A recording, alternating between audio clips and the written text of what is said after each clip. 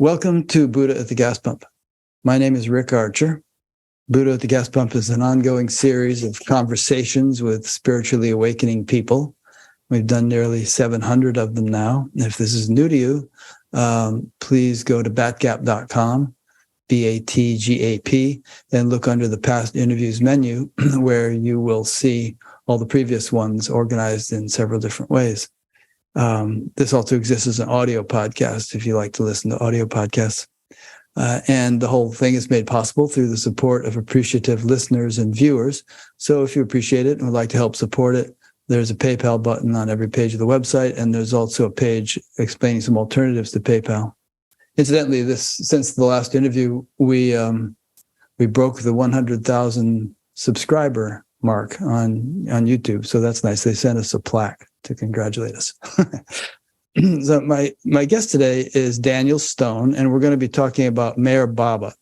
Daniel has been a follower of Meher Baba most of his life. He lives in South Carolina, right close to a beautiful 500-acre compound that is a major center for the Meher Baba organization. And I was just telling Daniel that I was talking to a friend this morning who had heard about Meher Baba because Pete Townsend of The Who was into him and supposedly very loosely based the character of Tommy from that rock opera on Meher Baba, although Tommy bore no resemblance to Meher Baba. But anyway, my friend, like when he was 12 years old, he asked his mother for Meher Baba books for his birthday, and he was reading some very deep books. This is one I managed to get through most of in the past couple weeks. And I've also read this one, Silent Messenger, and have listened to many hours of talks by today's guests and some other things that he recommended I listen to. And I'd heard of Meher Baba, of course, since I was in my teens, but all I knew about him was that he was said to be an avatar and that he spent most of his life not speaking. He maintained silence. And I never knew much more. So it's been interesting getting to know more about him over the past few weeks. And that's what we're going to do today. I've got a lot of notes here that I've developed as I read and listened to all this stuff. And we might move fairly quickly, but we're going to cover a lot of territory. So hang in there with us and feel free to ask your questions if you're in the live audience. So Daniel, welcome. And thanks for doing this. Rick, thanks for having me. Thanks for the chance to share with you and your listeners about Baba. It's just a great joy to do this with you. Yeah. So briefly, what's your spiritual history? You're roughly my age, a little younger maybe. And, how did you get onto spirituality and then ultimately onto Baba? So, Rick, I'm going to give you a really condensed version of that. There's a much longer version, which folks can find on YouTube. But I was raised in what I would call a very agnostic, if not atheistic, Jewish intellectual household. So I really had no spiritual foundation myself. And it was in my teens when I was first exposed through psychedelics to the experience of that consciousness really could be something quite expansive and something quite beyond what my normal experience had been. And that really set me on a path of inquiry about that brought me in my later teens to starting to be exposed to and explore different kinds of Eastern kinds of mysticism and spirituality.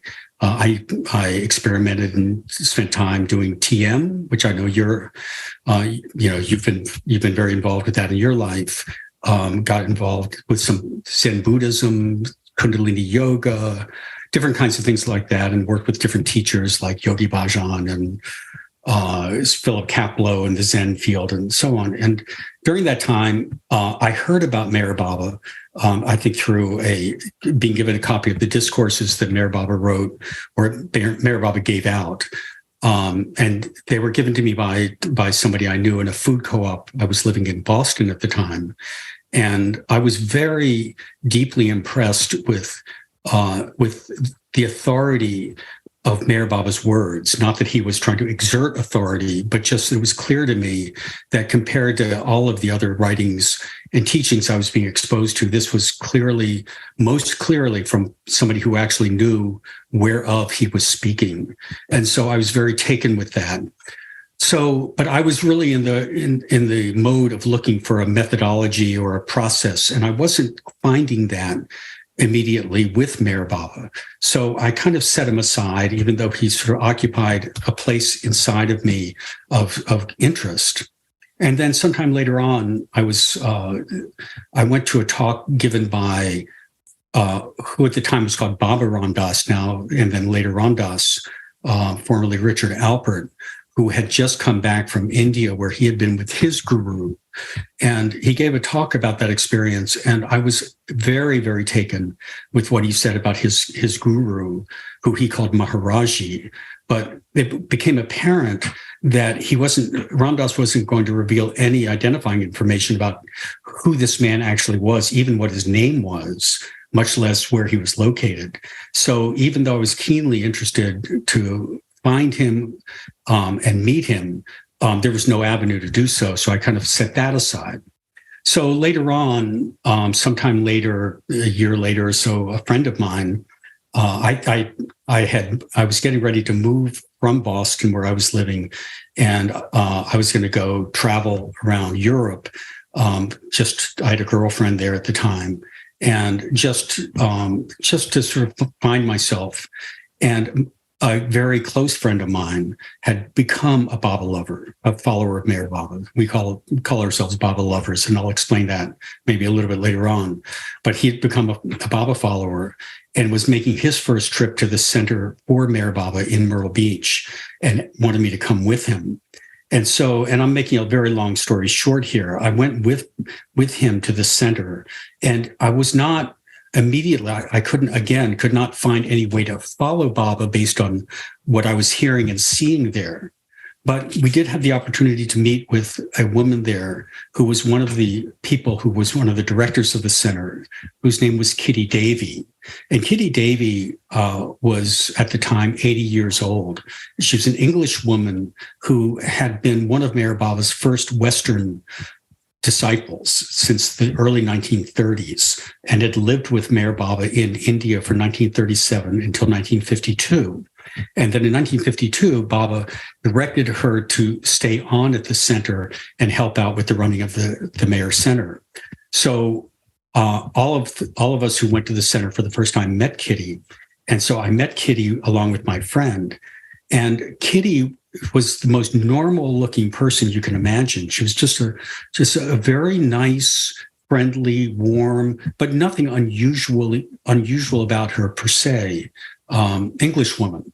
And so we're sitting in her office, and she's talking to me and she's talking to my friend, just trying to get to know us a little bit. And she asks me what I'm doing with my life. And I said, I'm getting ready to go to India. I'm getting ready to go to Europe and travel around. And she looked at me very piercingly, and she said, you know, I think you are looking for something, in her very British voice. And at first I sort of said, well, maybe so. I don't know if that's really true. Then she turned to me a little later on in the interview. She said, I think you're looking for something. And I think if you go to Rishikesh in India, you'll find what you're looking for. Now, I didn't know what to make of that. And I just sort of, set it aside also in the interview and didn't think about it again. But on the way back, driving back from Myrtle Beach back north, I was thinking about the conversation with Kitty, and all of a sudden I had this kind of a thunderbolt came inside of me and said, she was exactly right. I should do exactly what she said. And so the next week I got on a plane and traveled to England, and then traveled from England overland to India to find my way to Rishikesh. And before I got to Rishikesh, I decided once I got to India that I would like to see a little bit of India and that area. So I decided to do a trek in Nepal. So I went with a friend of somebody I met on the way there, and we did a trek out of Pokhara Valley in Nepal up to a place called Jamsun. And it was a very desolate area. We were some of the first Westerners who had ever been there. And so we were trekking, 150 miles up and back to near the Tibetan border. And on the side of the path one day, a man comes by and he sits down next to us. He's kind of a hippie looking kind of guy. And he introduces himself, and we talk about kind of what we're doing. And I find out he has just come from being with the man who was Ram Dass's guru. And he told me what his name was. His name was Neem Karoli Baba. And he told me where to find him, which was Nainital, India. So I logged that into my brain, but I said, okay, that's great to know. I took a note of it. And then I went on to Rishikesh. And I spent a couple of weeks in Rishikesh and kind of checked things out there and looked at the ashrams and checked out the scene. And I wasn't exactly finding anything there that appealed to me. But then I realized that Neem Karoli Baba was actually not that far from where I was. And so I said, well, before I decide to leave all this behind, let me go find Neem Karoli Baba. And so I took the bus from Rishikesh, found my way to Nainital, and then from Nainital went down in the valley below Nainital to a little village called Kanchi, which is where Neem Karoli Baba had a temple, a Hanuman temple there. And I went there and I came to Neem Karoli Baba. And that began a period of 4 or 5 weeks that I spent with Neem Karoli Baba and what was really a pretty small group of Westerners, I'd say 15 or 20 folks there, because again, he wasn't widely publicized. People didn't know who he was or where to find him, but I was able to be with him during that time. And being with Neem Karoli Baba was an extraordinary experience.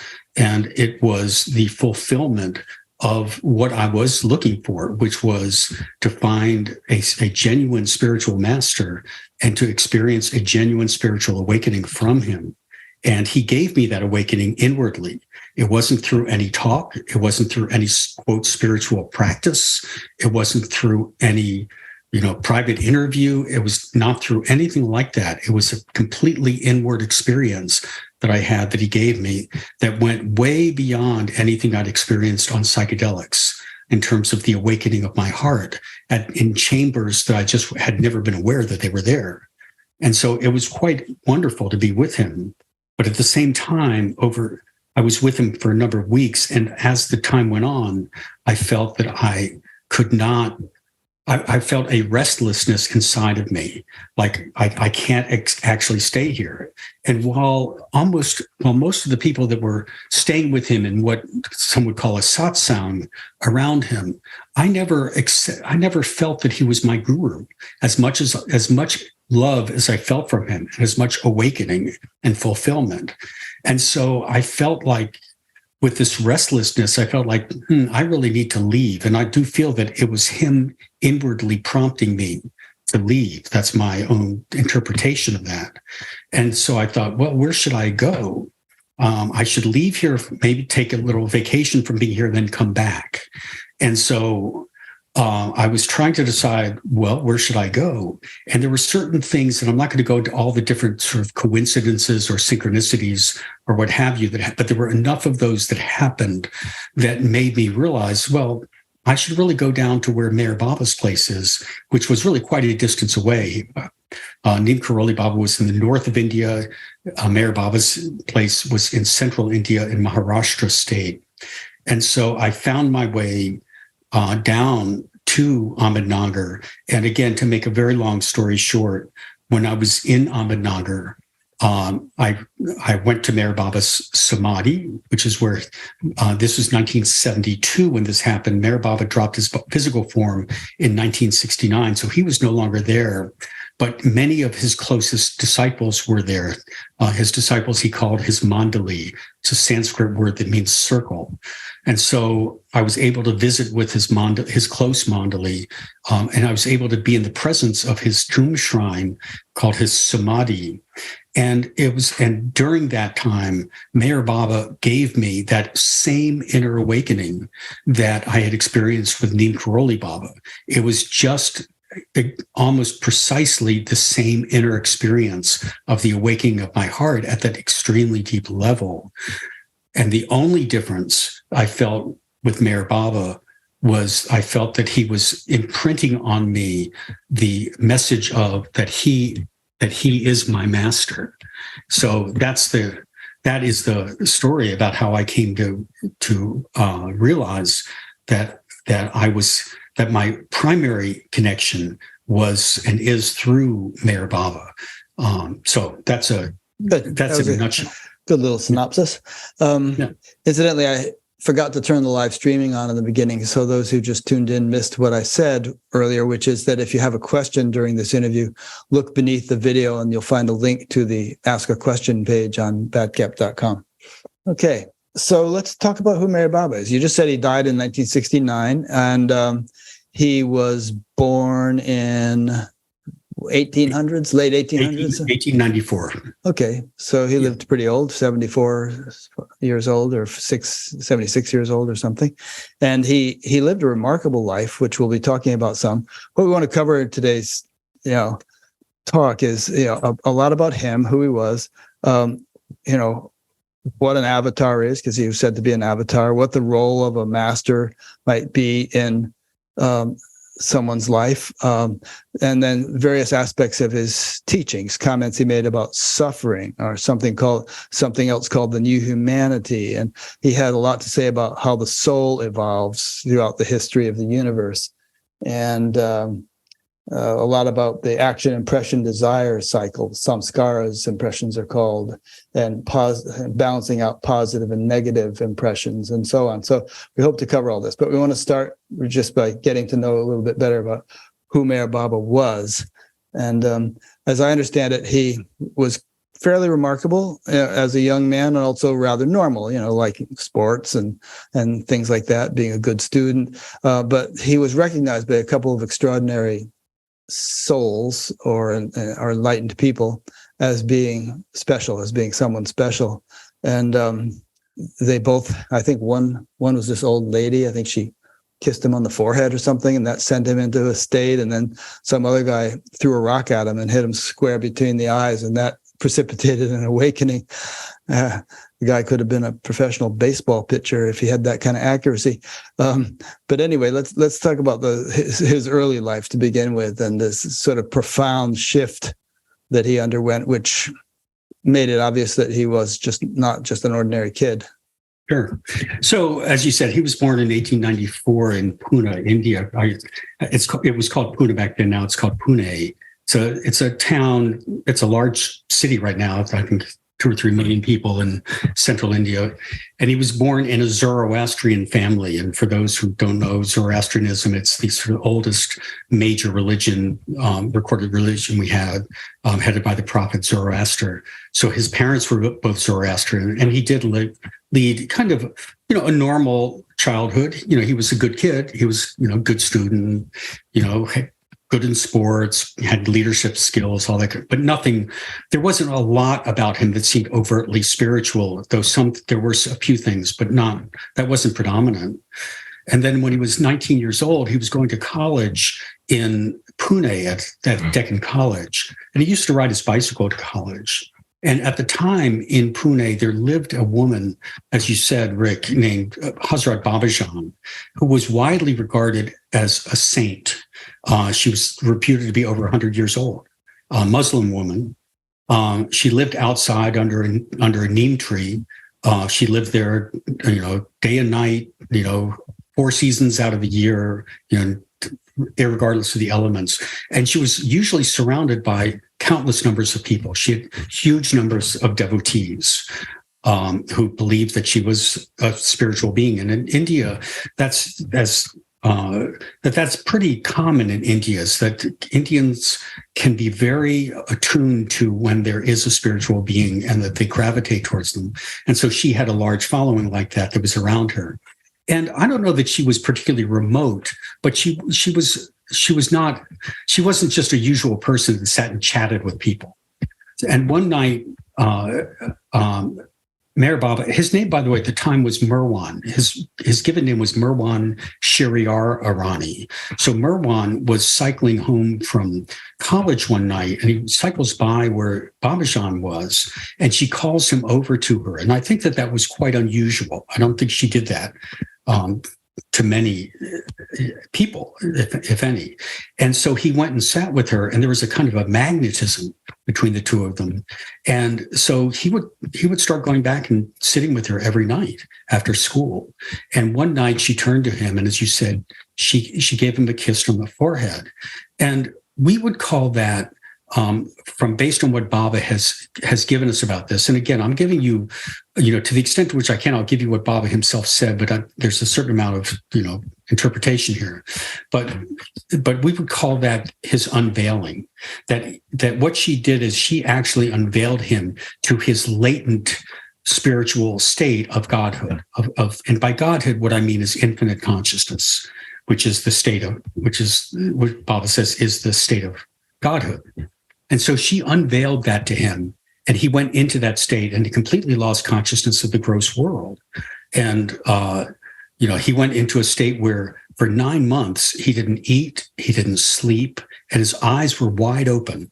And during that period of time, and his mother was beside herself with worry about him.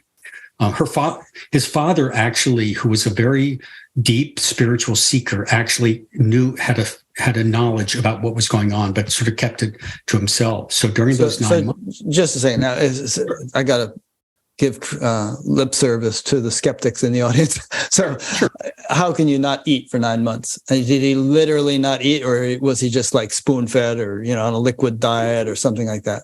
Yeah, with yogis, as I understand it, Rick, can actually live on air, breath. Yeah.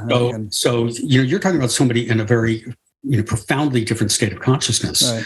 Right. That the functioning of their bodies can be completely on a different mode of being than what we associate with kind of. Did he drink water?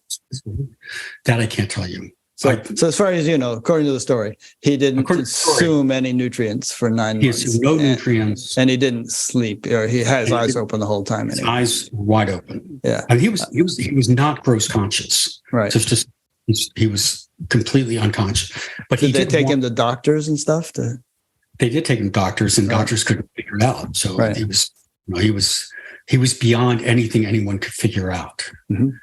And so during that time, he wandered. And he wandered around to different places, and there are different stories about that.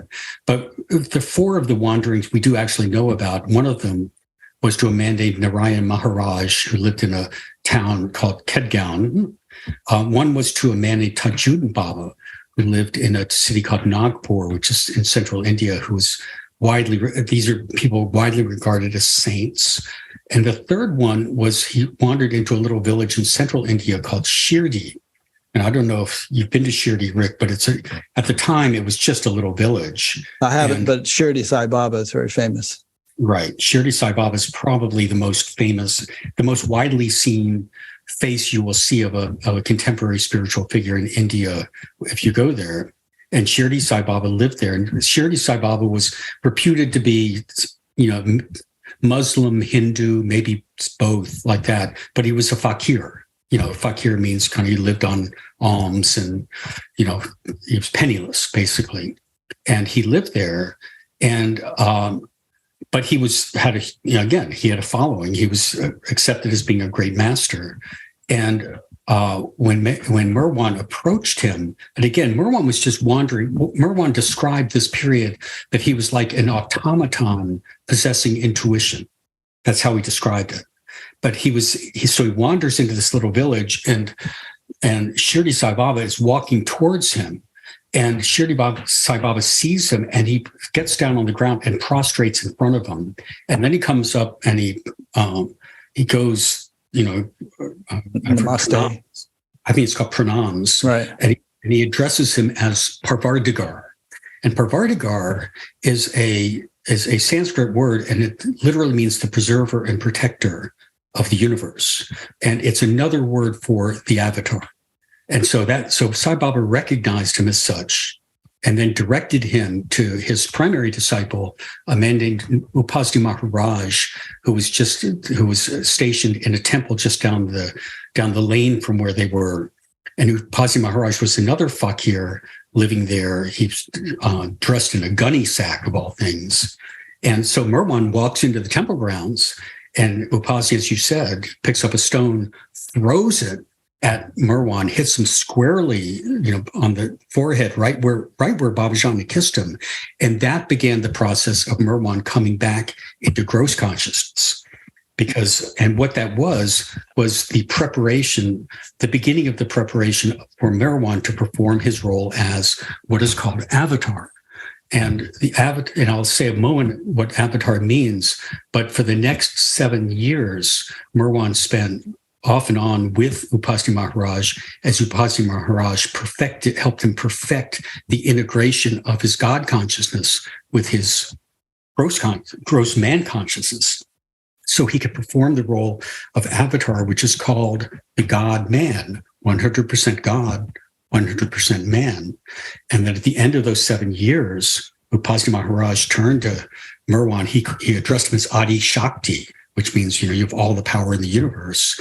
And then he said, Merwan, you are the Avatar, and I hand you the key. Key means responsibility.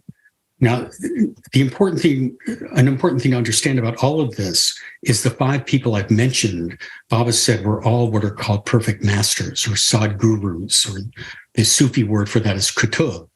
And they collectively, Baba says there are always 5 perfect masters in creation at all time who are collectively responsible for the spiritual ongoingness and well-being and development of all in creation. Creation meaning the whole universe. The universe and the multiverse. Okay, we'll get into that later. Yes, but every being. And that periodically, this is going to be a way oversimplification, and I'll give it my interpretation of it. But they do sort of the maintenance function, and then the Avatar comes and he does the strategic function of really accelerating, giving a spiritual push, Baba said, to creation to kind of get it moving at a much more accelerated pace. And so Baba said that the Avatar the difference is the perfect masters perform the role of keeping things going and implementing kind of what needs to be done to keep things moving. But every 700 to 1400 years, the perfect masters will say, it's time that there is a major spiritual push, and they collectively precipitate the advent of the Avatar. They arrange the circumstances of the Avatar's birth. And then when the time is right, in this case, it was when Merwan sat with Babajan, then the Avatar is unveiled as to what their true state is. So they don't actually go through a spiritual development process. What their process is simply unveiling. And it's akin to what happens every time the Avatar comes. And the one that I think we all know probably the best in our culture is the unveiling that took place of Jesus by John the Baptist, when he met John the Baptist. But according to Baba, it happens with every Avatar. Every form of the Avatar happened with the Buddha, Rama, Krishna, Zoroaster, and most recently Muhammad. So that's the story about how Baba became conscious of his role as the Avatar. And then that was about 1921 when he began actually performing what he called his universal work, which is to bring about the spiritual transformation of consciousness within creation. Okay, so a lot of people use the word avatar. I've interviewed a couple of people who claim to be avatars, and there are many other people whose followers claim that they are avatar, that the teacher is an avatar. But according to Baba, he would probably say, no, these people aren't really avatars because there's only X number of them, or he's the only one, he was saying, and that they're not as common as we would be led to believe if you listen to all the people who say they're avatars. I guess you would agree with that? Yeah, I think so, Rick. I mean, I think, the word avatars, it's just taken on such a broad meaning now. Yeah. This is the avatar of this thing or that. And if you read Autobiography of a Yogi, which I assume, I'm sure you've read, he talks about there's the avatar. There's the avatar of this quality or that quality. And I think I don't think that there's anything inherently wrong with that. The word avatar is a Sanskrit word. It literally means descent, and sometimes is interpreted as descent into darkness. But the way that Baba uses it is very specific. It was very interesting when Ramakrishna, Paramahansa Ramakrishna, who was the great perfect master from Calcutta, was on and he was widely Baba said he was a perfect master and of his time. And of course, his great disciple was Vivekananda. And Vivekananda was, he was a very kind of rational, intellectual kind of person. And so he was, he had his skeptical side too. And he would press Ramakrishna about who he was. And when Ramakrishna was on his deathbed, he died of throat cancer, but he was on his deathbed. And it's said that Vivekananda went to him and said, so Ramakrishna, really, who are you? Really, who are you? And Ramakrishna said, I am the avatar, but not in the Vedantic sense. And that's the difference here, is that there's a very particular meaning within the Vedantic world. And you're much more familiar with that than I am, Rick. So I can't quote Vedantic scripture, but that was what Ramakrishna was reputed to have said. And the meaning that I believe Ramakrishna meant by that, and the one that Baba talks about, and he's very explicit about this, is he says that there is this periodic reoccurrence on earth of God that comes and takes a human form as God and lives the life of what's called the God-man, which is the life of somebody, and they do not evolve through a spiritual development process themselves. They come in as that, and they come in with that particular role. A perfect master, by contrast, is a being who has been through an entire developmental process from the very beginning of their experiencing creation through the evolution, and we can go into this too, of consciousness through human incarnations, and then through the process that Meher Baba calls the involution of consciousness through 6 different planes beyond the gross physical plane into a state in the oversoul of identity where they do experience God consciousness. And their consciousness is no different from anyone who's in that God state, whether it's the avatar or what's called a majub, which is another God realized being. They all share the same consciousness. They have different roles. And in the case of the avatar, as opposed to an avatar of the avatar, that they have a different derivation of how they got to where they are. Mm. Okay. Yeah. As you mentioned earlier, I was a student of Maharishi Mahesh Yogi, and he was emphatic that he wasn't an avatar and his teacher wasn't an avatar. But he said what an avatar is, like you said, God takes human form. And in order to, not just randomly, but at a specific time when something needs to be accomplished that humans wouldn't be able to accomplish. And plays like Krishna came at a certain time in the Mahabharata war and all that. And, the situation is such that it needs some kind of divine intervention in order for some change or something to be facilitated. So, and this thing about 56 in the whole universe, I'm kind of a fan of astronomy.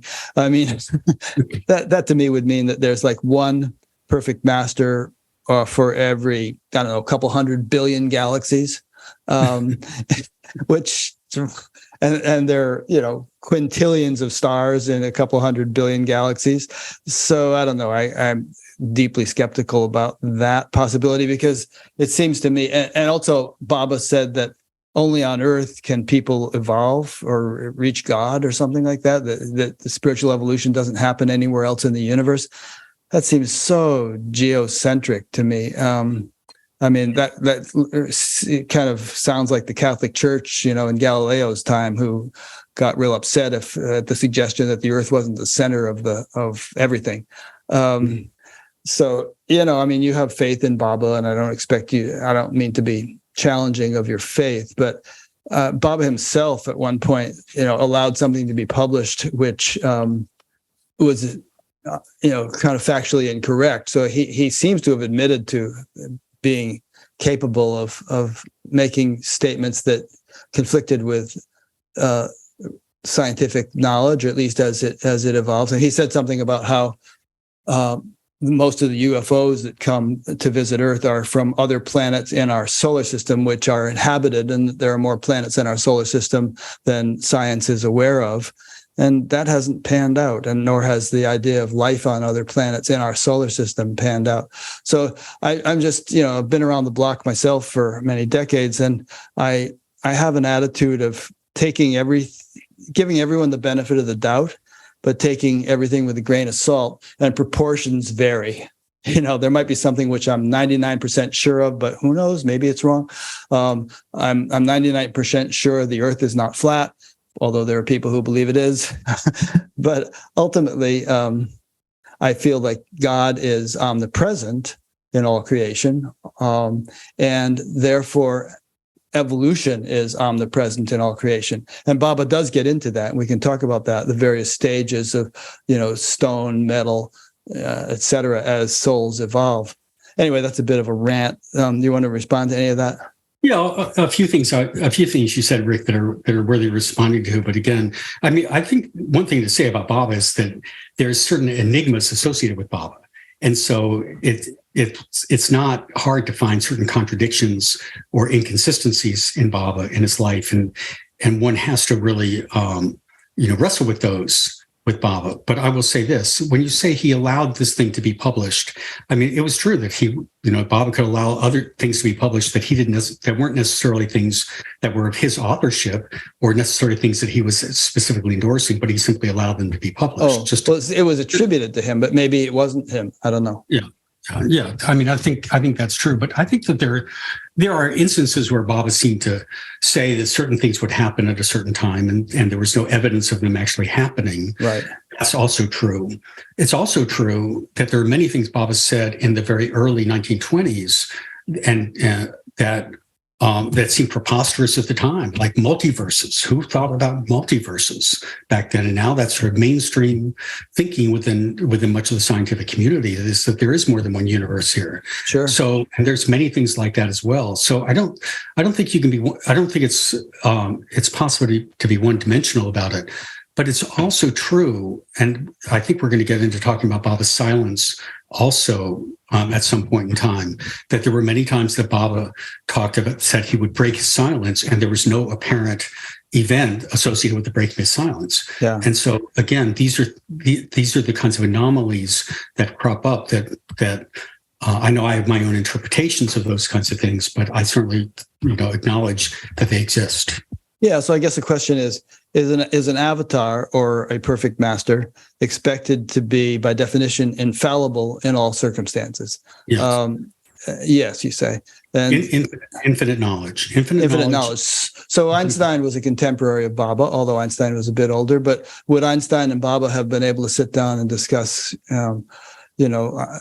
Einstein's theories of relativity in the terminology that Einstein was capable of? Would Baba, having infinite knowledge, have been able to understand the mathematics involved and discuss that as a peer of Einstein, or infinite capabilities? Also, you might say. Could Andres Segovia have handed Baba a guitar and he could have played it like Segovia did? Obviously, if you're in a human body, it's going to have its limitations, both in terms of what it can do and even what it can know. Baba said he was 100% God and 100% man. And he was really the most human of people. He was very human. He lived a life. Yes, his godhood gave him infinite bliss, infinite knowledge, and infinite power. But he said he did not always make use of those things in order to fulfill his function as the avatar. So he didn't rely on, for example, on his infinite bliss to protect him from suffering. And his whole life was suffering.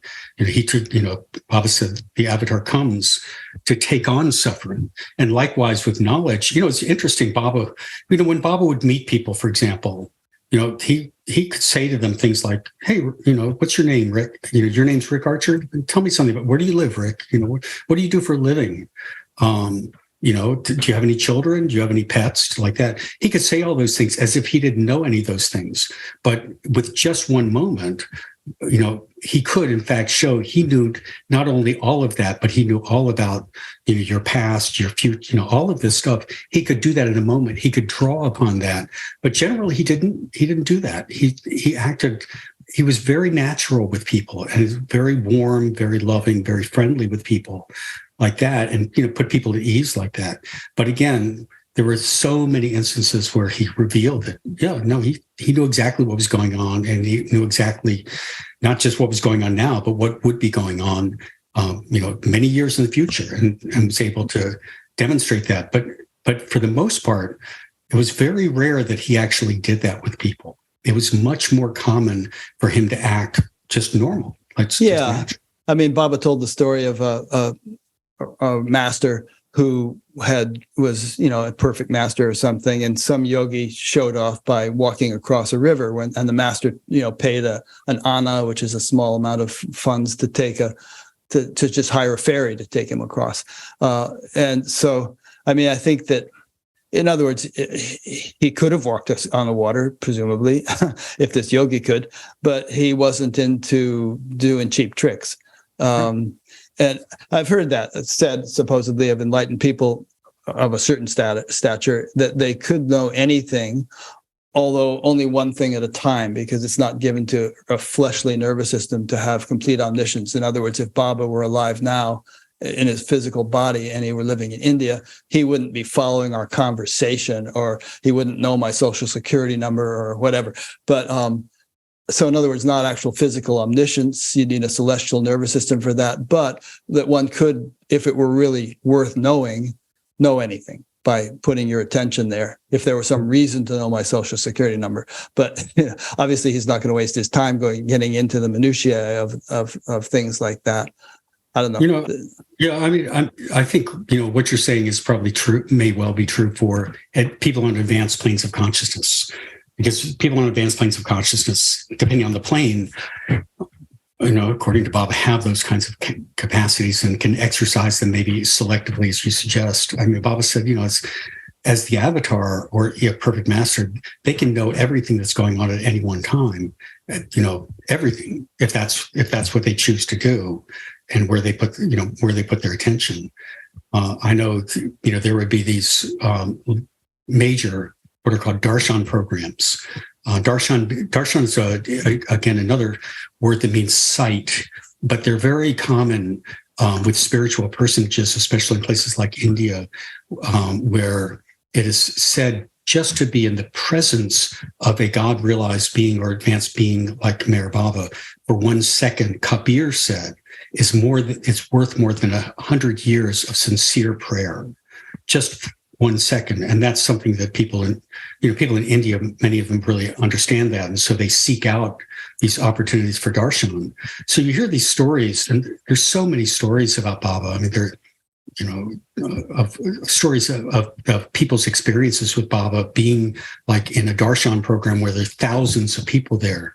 And every person there that you talk to has a different story about extremely profound experience they had of Baba and Baba's connection with them in that program of sitting with him for a few hours and just experiencing Baba's presence, number one, but also experiencing Baba's omniscience in terms of his knowingness and connecting with them personally at that time. And that's with thousands of people being there at the same time. So I don't think it's possible to individualize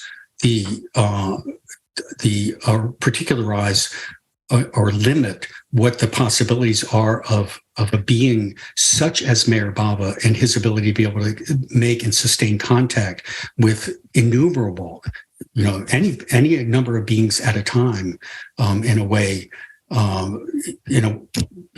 any one point in time. So I think that would be my response to you. Of course, people's subjective assumptions or experience are one thing, and then something that's objectively verifiable is another thing. But we don't need to go there. Here's a thing that I thought was worth noting down about what a perfect master is. And again, we're distinguishing between a perfect master and an avatar. But one, they recognize their self as the self of all beings. Standard line from the Bhagavad Gita. 2, they experience infinite bliss, but also infinite suffering. But the infinite bliss overshadows the suffering. And 3, they are infinitely adaptable. They can adapt themselves to relate to anybody, rich or poor, wiser or ignorant, whatever. Baba said, I am in all and one with all. That is why I can adapt myself to all kinds of people and meet them where they are, which, these are not unique words. They're in all the scriptures, but it's nice when you meet somebody who seems to have those characteristics. But why infinite suffering? Why Why would someone like Baba or a perfect master experience infinite suffering along with infinite bliss? Yeah, no, that's a really great question. And it gets to the heart of who is the avatar and why does the avatar come? So Baba said the avatar does not come to take on the karma of the world. That's not his role. He said that what happens over time, that humanity inherits karma. Like we all know, I think probably everybody listening to this podcast has some understanding about what karma is. That karma is the law of cause and effect. It says any action you take you're going to have to experience the opposite reaction in order to balance it out, because that's the means by which consciousness evolves. So Bob said that over time, humanity, and it's the way it functions, it creates a certain amount of karma for itself. And that karma can be very intense. Genocides, wars, slavery, oppression, greed, the outcome of greed and all of these kinds of things that happen both at an individual level, they also happen at a collective level. So over time, humanity inherits an enormous amount of karma. Now, when the avatar comes, the purpose of the avatar's coming is to give a spiritual push. Well, to give a spiritual push, he doesn't take on that karma. He doesn't sort of just get rid of the karma, because the karma is there. It has to, the karma is there for a purpose. It's not just to punish. It's not to punish people. It's to help people learn from it. It's to help people grow from it. So the avatar comes to help humanity deal with the karma that they've inherited. Well, the karma that you've inherited, that it's associated with suffering, that in order to pay back, what humanity did through enslaving African Americans, or through the genocide of Native American populations, or through the Holocaust in Germany, or any of those kinds of things, there's an enormous price to be paid in terms of karmic debt on that. And Baba said that if humanity had to bear all of the suffering associated with that on their own, that it would crush humanity.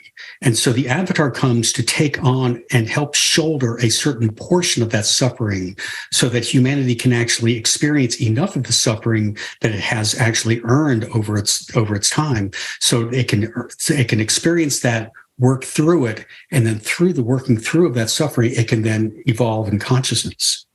And that is what Baba called his universal work. Baba's universal work, he said, was to effect a fundamental change in the nature of consciousness within creation, and certainly within humanity. And Baba said, the entire reason the avatar comes is to do his universal work.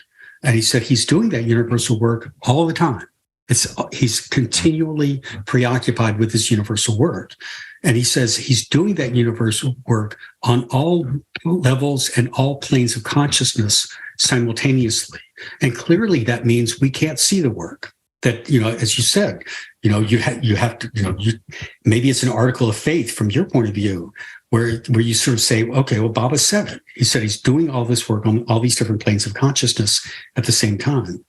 And Baba said that the impact of his universal work would be to shift consciousness from the level of operating at the level of reason to operating at the level of intuition.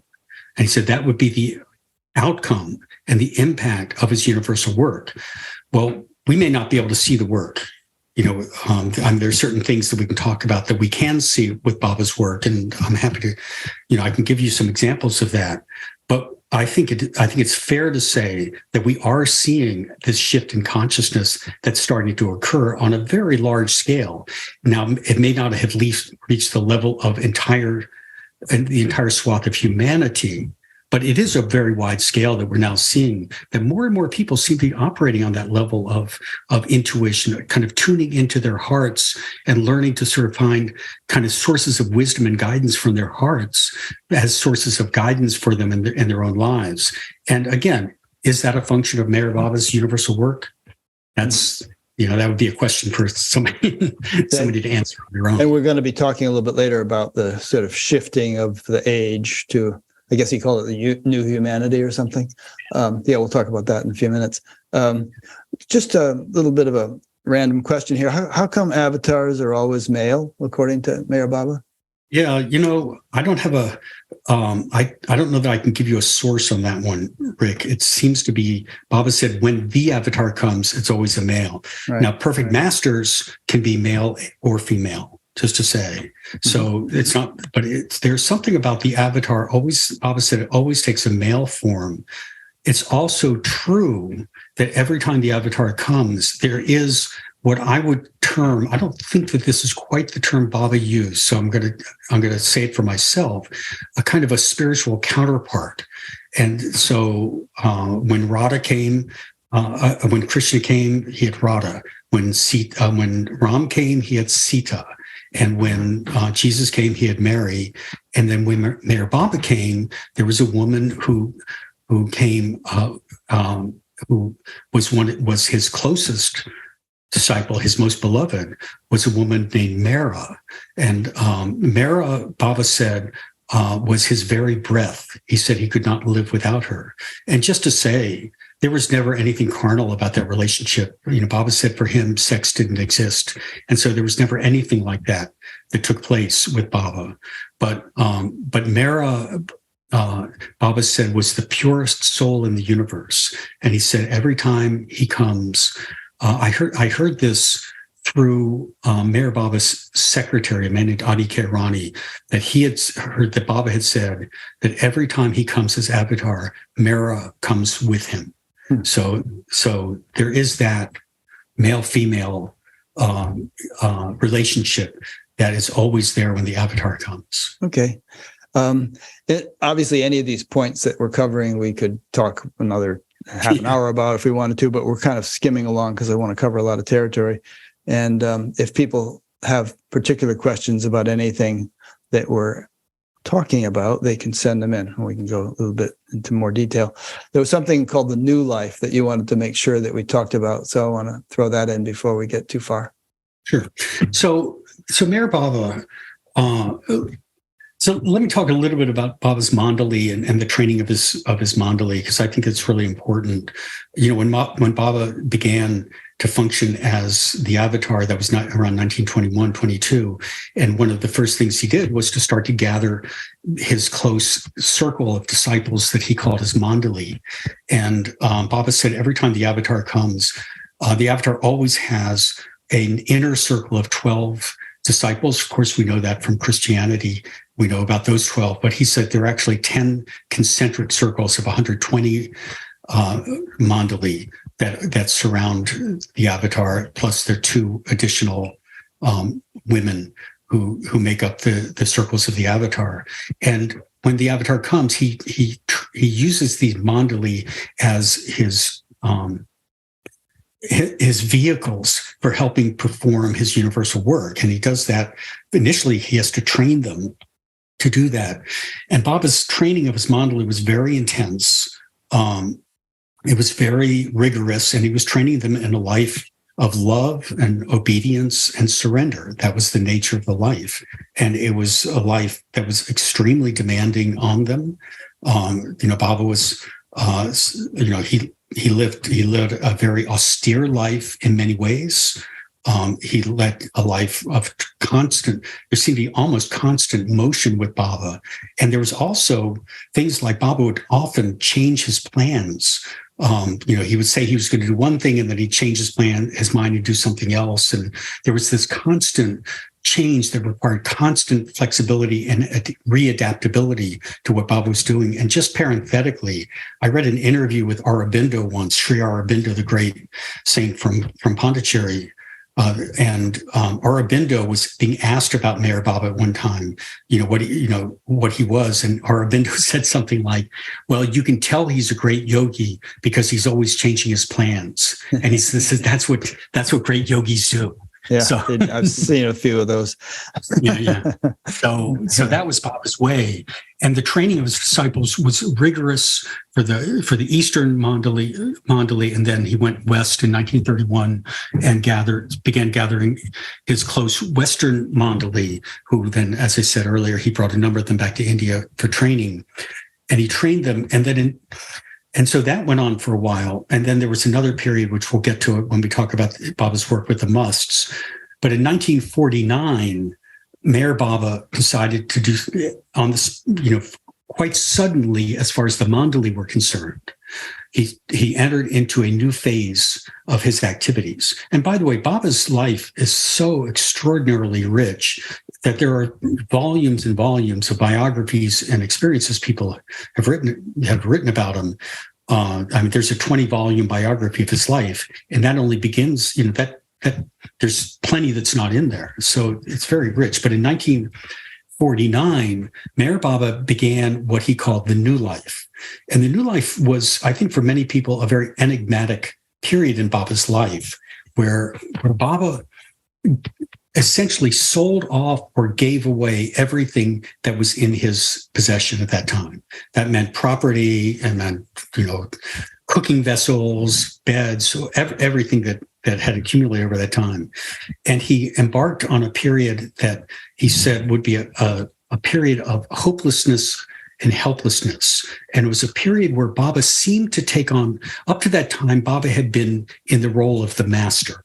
And he had been exacting the kind of obedience and the kind of doing the kind of training and the kind of activities associated with the master. During that time, he took on the role of a spiritual companion. And he seemed to live a life, with a very select group of companions, that there were 4 women and there were 20-some men amongst his Mandali who left everything behind and spent a period that was to be an indefinite period of time wandering around India and just living a life basically of begging and living in the elements and just living completely in the present moment. And he called it a life of hopelessness and helplessness, meaning it was a life of complete dependence on God and life in living in the present moment is what it was. And one of the demands of that life, and one of the things that I think some people found extremely challenging, in fact, one of the conditions that Baba gave for people that would join him on the New Life, and he gave people a choice about whether they would do it, was they had to maintain 100% cheerfulness in spite of everything that was going on. And there was a lot of stuff that went on. They were sleeping out in the open in northern India in the winter months, which was in freezing rain like that, with barely any cover, if any cover at all, and sometimes going without food for long periods of time like that, because they were living just on the beneficence of whoever would give them, what's called bhiksha, donations, charitable donations. So that was the life that Baba lived. And there's a question mark, and it was a very intense life, and it went on for 2 years, and it culminated in a period that Baba called Mananash. And Mananash literally means the annihilation of the mind. So if you're at all familiar with the Sufis, the Sufis talk about the spiritual path as a series of annihilations. They call them fanas. And the annihilation of the mind is called the fana phala, the final annihilation. It's the annihilation of the mind of when the mind finally is gone and one is propelled then into the Godhood. And Baba went through this process of the New Life, and it culminated in this period called Mananash that Baba went through over the period between October 1951 and February 1952 in India. So he did that. And again, there's so much to be said about this, Rick. There are volumes and volumes written about the New Life that it's so hard to encapsulate it here. But the thing I'd want to say about it is that the nature of Baba's work was, I think, can be seen as archetypal in many ways. And I don't want to say that's the only nature of Baba's work. I think Baba's work is so multifaceted that you can't sort of say it is this versus that. But it does seem like at least one dimension of it was archetypal. And by archetypal, what I mean is Meher Baba said he's God. He said, if he's God, he said, I am the higher self in every single being. Every single being can find me within them, within their hearts. If they open themselves and look for me, you will find me there. That was essentially what Meher Baba said in not so many words. And so everything Baba did, if you accept that Baba is everyone, in their higher self, then everything Baba did in his human form was as if everyone in creation was getting the benefit of, as if they had done that themselves. And so if Meher Baba lives the life of a perfect spiritual seeker, which is essentially what he did during the New Life, it is as if he has dug a channel inside the heart of each individual, that as each of us are so prompted and so ready to do so, to start to enter the process of trying to lead that kind of life of spiritual aspiration and so on. Just the fact that he lived the new life has helped create the channel within each one of us to make it much easier for us to follow that path. And that's and same with Mananash, is that when we're ready and we get to the point where we've actually gotten to the point where we're ready to actually have that final annihilation, he's made it much easier to enter into that process of final annihilation. And that is essentially what Meher Baba said his role was. He said, I came as the avatar in order to bring about, he said, I didn't come as a teacher. The most fundamental thing Baba said about himself, and these words are engraved on this marble slab that covers his body and his tomb shrine in India. It says, I have come not to teach, but to awaken.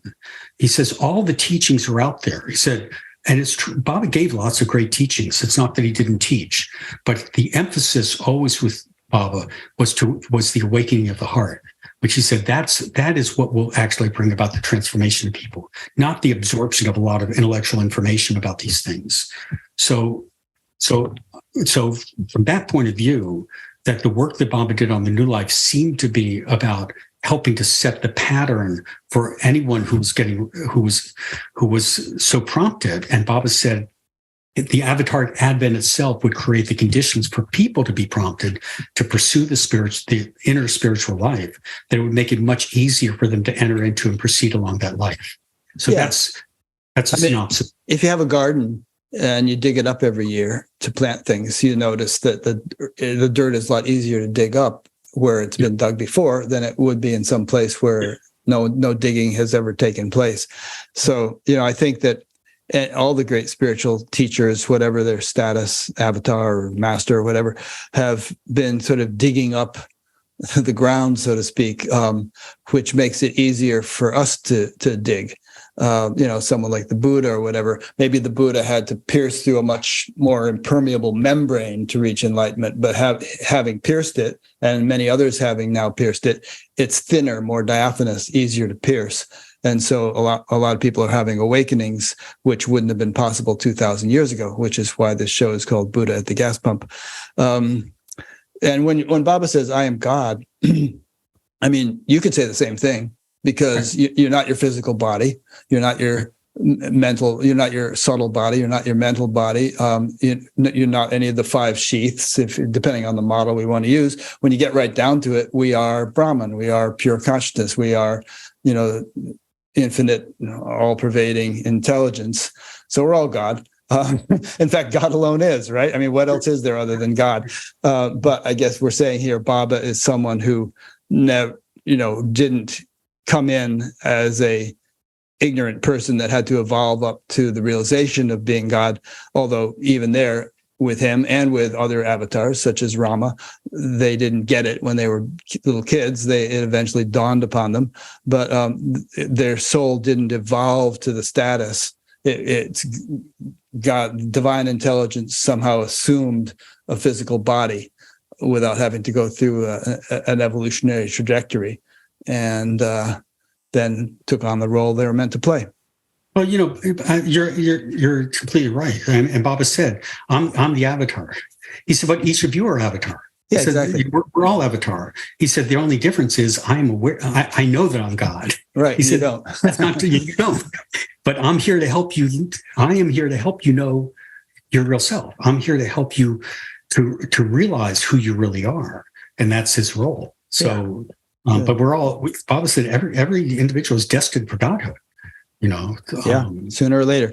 And I'm still bugged about this notion that only on Earth is this possible, because there are far more souls in the universe than could ever fit on Earth.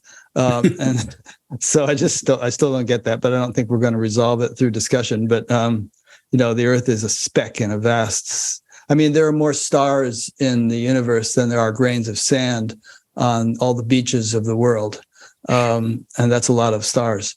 So to think that we on this little speck that happens to be orbiting one particular grain of sand are the be all and end all just doesn't jibe with my orientation, but whatever.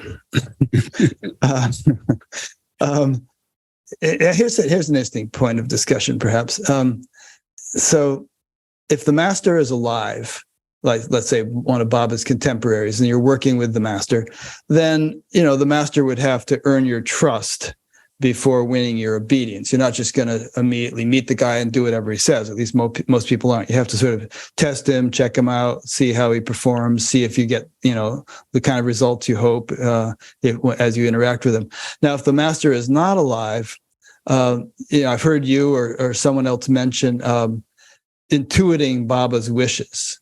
And how do you know that you're genuinely intuiting Baba's wishes or God's wishes or whatever, and obeying them, and not just your own whims? Because I've run into all kinds of people whose intuition tells them that they should, I don't know, sell the house and invest in Bitcoin or something, whatever, just different things. And how do you discern genuine, profound spiritual intuition, even some kind of divine input, from personal human whims? Rick, I love this question. I've written articles about this and given talks about it. It's been a central focus of my own development personally is exploring that very question. Baba did say that we were entering into an age of intuition. And so the question, I think there is a real question like, well, what is intuition? How does one develop it? And how does one learn how to rely on it?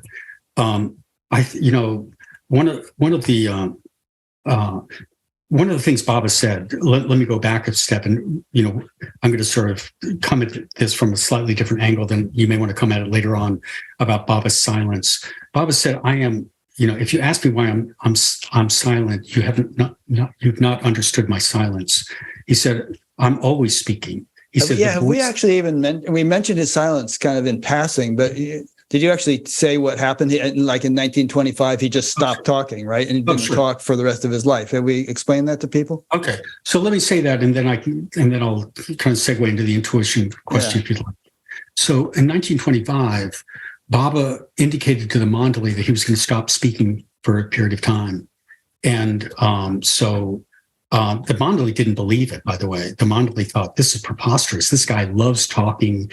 He loves singing. He's just, he won't last a week, kind of thing. Like my friend said when I learned to meditate in 1968, oh yeah, we'll see what you're doing 2 weeks from now. Right. But, Baba fooled them all. And he started a silence, and he didn't break it. And, a week turned into a month, turned into a year, and it kept going. And, sometimes Baba would say, I'm going to break my silence on such and such a day. And then there's no indication that he ever broke it. So, and I want to, Rick, I'm going to say a little bit about Baba's silence, if you don't mind. No, yeah, please. And while you're at it, explain how he actually wrote all these books. He had this letterboard and everything. I have a follow-up question once you explain that. Yeah. So when he began his silence, he did a few things before he started using an alphabet board, but at some point he started using a little board, I guess a cardboard or, plywood or something that had letters of the alphabet on it. And he spoke English, right? Sorry? Did he speak English? He did. He spoke English, Gujarati, Hindi. And of course, being omniscient, he spoke every language in the universe. There was that. Yeah, I think he spoke Urdu actually as well. As people in Maharashtra do, just to say. Marathi and spoke Marathi. That's one of the most widely spoken languages in the world. But he used this board pointing to letters of the alphabet, and he would have to have somebody read the board. One of his Mandali, he was so fast on it that you had to be really skilled to be able to do that. So it was only certain mandali who were able to do that. But if you look at Baba's teachings, the books that he gave, and they're not that many of them, but the books he gave out that have been published, I think there may be 10 or 12 of major books that have been, and then a few others. They were all done on the alphabet board. They were all done by pointing these letters and having them read out and then taken down, and then people would take what he gave and they shaped them into paragraphs and English. So it got edited a bit, because I was wondering, the books, if you read them, I've read Discourses now, and I've read some of God Speaks, and they're long, coherent, sentences and paragraphs. And I'm wondering how that actually came to be. I mean, did he actually remember where he was going with it as he pointed around to the letters, or did he periodically have to stop and say, okay, now read me what you got, and then I'll take it from there? Well, I wasn't there when he did it, but I think, as he was doing it, he didn't need anybody to restate it, because people were reading it out as he went. So he knew what they were getting. I see. They were saying it aloud. Okay. So he was saying it aloud. So he could do that. And what he would generally do, as I understand it, is he'd give people points, and he'd say, okay, these are the points to cover in the discourse. Now thread them together in some kind of coherent manner that will actually be communicable to the audience. And then somebody would do that.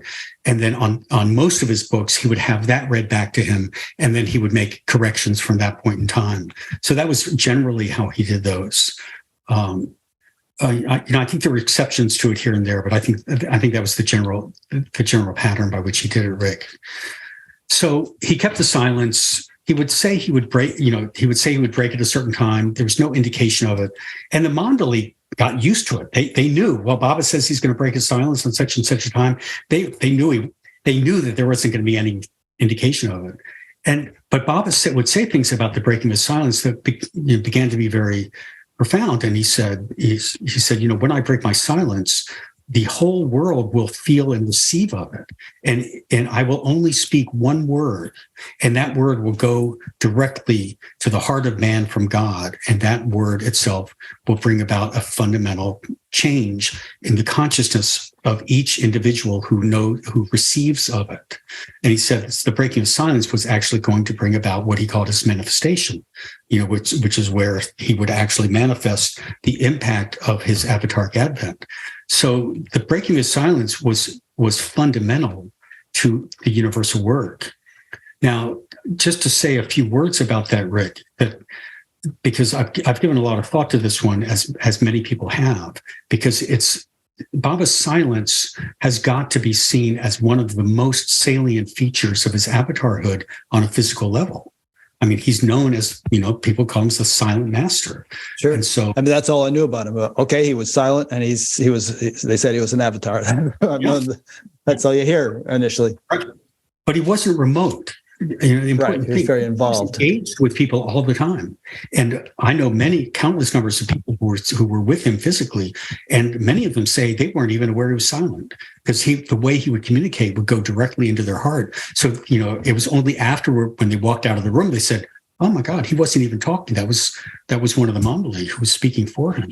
So his silence was, the experience of being in Baba's presence was an experience of a very awakened heart that Baba could then speak to directly like that. So, but I think there are three different. I'm not going to say what the meaning is of Baba's silence, but I think there are three different ways of looking at it. Some people would say, and they're Mandali who would say that Baba broke his silence in each individual who he awakened, just like he awakened me to come to him, or your friend who he awakened in Australia.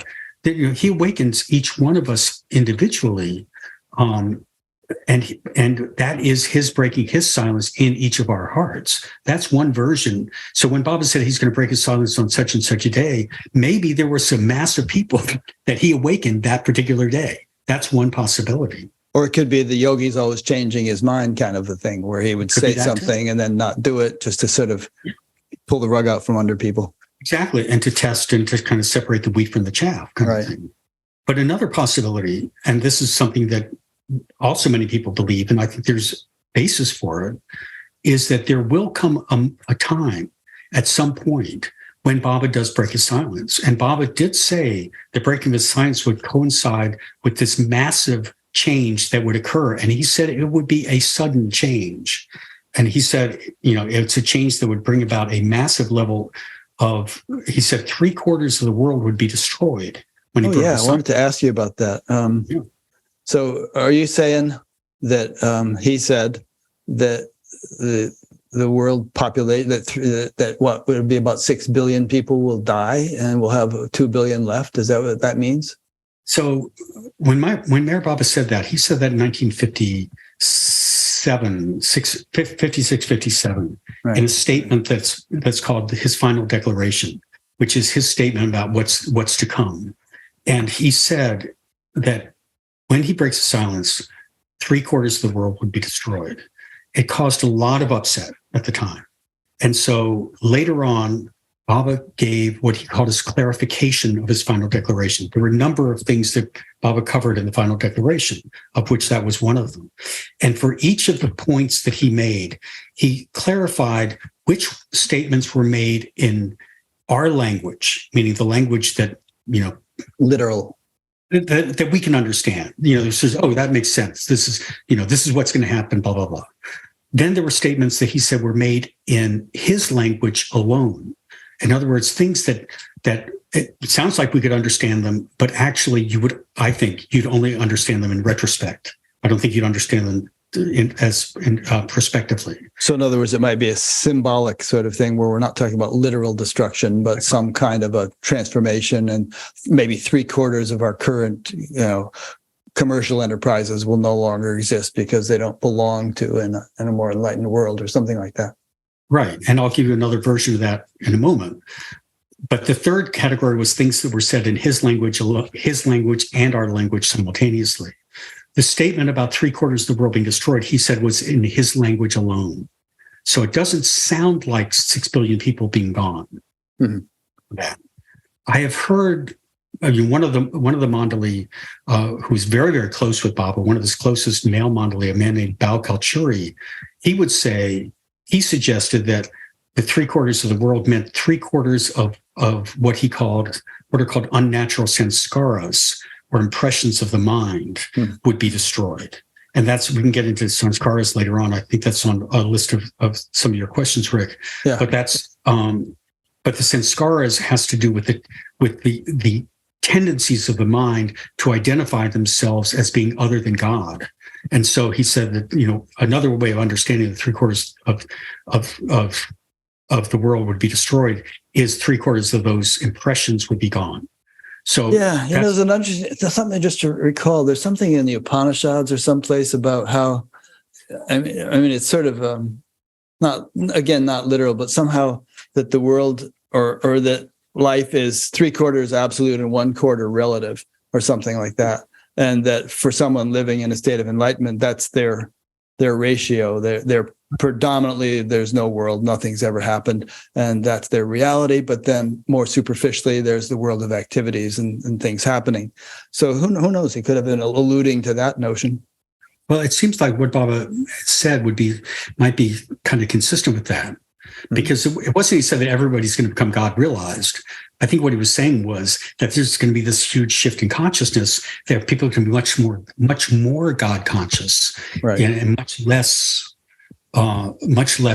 connected to the gross realm. In fact, Bal Kalchuri said that Baba had said to him in this is a whole other topic. Let me pull back from that one. I'll get to that one later on if we want to, but it has to do with what that actually means when Baba says that he would break his silence and that it would make it a much easier access into the planes of consciousness, into the involution planes of consciousness. Yeah. That's another way of understanding that. And you can see that today. I mean, isn't that what we see with all of the tremendous growth? And, the first planes of consciousness are the planes of energy. Those are the subtle planes of consciousness. But what do we see in the world today? Focus on energy healing, people talking about energy, people focused on kind of moving into these sort of more subtle realms. Sure. So it does seem like, whether you attribute it to Meher Baba or not, it does seem like that is the shift we're starting to see at the awakening, within the awakening subculture in particular. So yeah, I mean, I've talked to people who just had profound awakenings while tying their shoelaces, and they weren't even interested in spiritual awakenings. And, all of a sudden they're experiencing the kind of thing that yogis sat in a cave for 20 years to experience. yeah. So it seems like it's something in the air these days. Baba Yeah. Baba said that the avatar period is like the springtide of creation. And he said these qualities of energy and awareness are available during the avatar periods, like they're not normally available. Right. And all of a sudden people can access them. So make hay while the sun shines. Yeah. This thing, you probably read this in the notes I sent you, but did Baba really say that there will be mass landings of spaceships that will take people up and help them and then return them to Earth in a healthier state? Or is that something that was misquoted to him? It was something I came across in all my research that I did. Okay, so who knows? So I took you off the track because you wanted to talk about discerning actual divine guidance from individual whims. So, and the reason why I talked about the silence, because I'm going back to Baba's archetypal work, because another way of looking at Baba's silence, again, is that it's an archetypal act, that Baba keeping silence for 40. The reason why people keep silence at a spiritual level, as I understand it, is in order to learn to quiet the mind, so that one can reach into these deeper levels. So if the avatar is doing all of these works and he's doing them on behalf of all of us in creation, it's like we're all getting the benefit as if we have been through that kind of quieting of our minds. So depending on our own levels of receptivity, we're then able to then access those deeper recesses of our beings as a result of that. So that is what intuition is. It's reaching into those deeper layers. Because Baba said, I'm never silent. He said, the voice that's heard deep within the soul is my voice. It's the voice of intuition, of inspiration and guidance. So the question then becomes, okay, Baba has, let's assume Baba has opened up that channel, and Baba's dug that channel for us, and we can now move into that channel. Or if you don't believe it's Baba, leave that aside. But let's say that that's the path we're on to try to develop, to refine that capacity within ourselves to be able to access those parts of our deeper being. Then we are faced with, it's not like it's all there and it's all crystal clear and all that. It still is a process of learning how to work with that capacity in ourselves. And the Sufis, I spent quite a few years studying Sufi healing from a Sufi perspective. So I got quite a bit of exposure to it. And one of the concepts within Sufi healing is within the Sufi healing work that I did, was that there are 4 different layers of the heart. And the first layer and the most superficial layer is what they call the nafs. Actually, some Sufis would say every layer is the nafs, but in this way of looking at the nafs. How do you spell nafs? Nafs. Okay. Or it's actually nafs. It's usually pronounced nafs. It's actually, I think the Arabic is nafs. And it has to do with the kind of the chatter of the mind. It's all the things the mind is constantly, it's like the monkey mind stuff. The mind is constantly saying, I like this, I don't like that, this is a good person, this is bad, I don't like this person, whatever it is. But it's all of that stuff that goes on in the mind. That's layer number 1. Layer number 2 is the layer of emotions that are associated with the first layer of the mind. So it's all the layers of, pain, pleasure, disgust, happiness, like that. But it's all stuff that's triggered and associated with, I like this person, so I feel pleasure. I feel safe with this person, so I have a feeling of kind of relaxation. I feel angry at this person, so I have this, experience of anger or whatever. I don't like this person, I feel angry. That's all second layer of the mind, like stuff. The third layer of the mind is what, according to this model, and it's called the heart. It's actually the heart itself. And it's very interesting because the third layer is where the heart starts to turn away from the from the activity of the mind and the associated emotions of the mind to start to actually tune into the deeper parts of self, the higher parts of self, one might associate with the divine parts of self. And it's very interesting that the Arabic word for heart, and I can't remember what it is exactly right now, but the meaning of it is that which turns. So at that level, the heart is in fact turning toward God.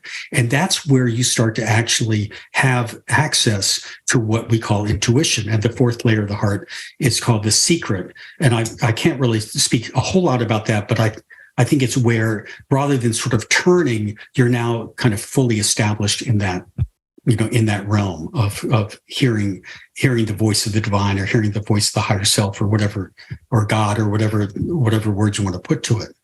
So from that point of view, the challenge I have found, and it's been true of my own work, but it's also when I've worked with other people about this, the challenge is differentiating what layer of the heart I'm actually listening from, and to start to discern when am I in that second layer of the heart, because it's very easy to say, well, what's your feeling about this? You say, well, my feeling is X, but it's actually coming from the second layer. And so it's learning to say, okay, well, let's stop and let's drop down into the next layer to start listening to that deeper voice about what's that actually has authenticity to it, and start to pay attention to it. But my experience of doing that is that the precondition for doing that kind of listening is surrenderance. And by that, I mean to say, and this has been my personal experience with it, before I go to Baba, or somebody else may say to Jesus or to whoever, but before you go to that source of divinity within, to say, please give me the guidance that I'm looking for around this, but let me commit to you at the outset, whatever guidance you give me, as clear or as vague as it is, as long as I can get the guidance, I will follow it. I've learned that that's the key to being able to clear away the second layer and be able to actually drop into the third layer or beyond, and to be able to hear the guidance. Good. Yeah. And there was one other thing I want to say about that, Rick, is there was a statement that I heard many, many, many, many years ago that I heard attributed to Gurdjieff, and I've since seen it attributed to other people, which was, play with more than you can afford to lose, and you'll learn how to play the game. How do you interpret that? I interpret that to mean that you need to, that there's certain times in my life when I've had to make decisions, or, been faced with courses of action where I didn't feel I could afford to be wrong about them. That they were like, huge decisions. One of them was when I chose to adopt a child. And I'm saying, that's a huge decision. And I really wanted guidance about whether to do that. And I didn't think I could afford, that was more than I could afford to lose, was to be wrong about that one. And yet those are the kinds of things that I think putting yourself on the line, on these kinds of things is where you start. My experience is where I have started to really develop my own capacity for being able to follow my intuition. And I don't claim to be an expert at it or anything, but I've been working with it, that way for a long time. So, yeah, there's that great quote. I think I heard you quote it in one of your talks about that guy.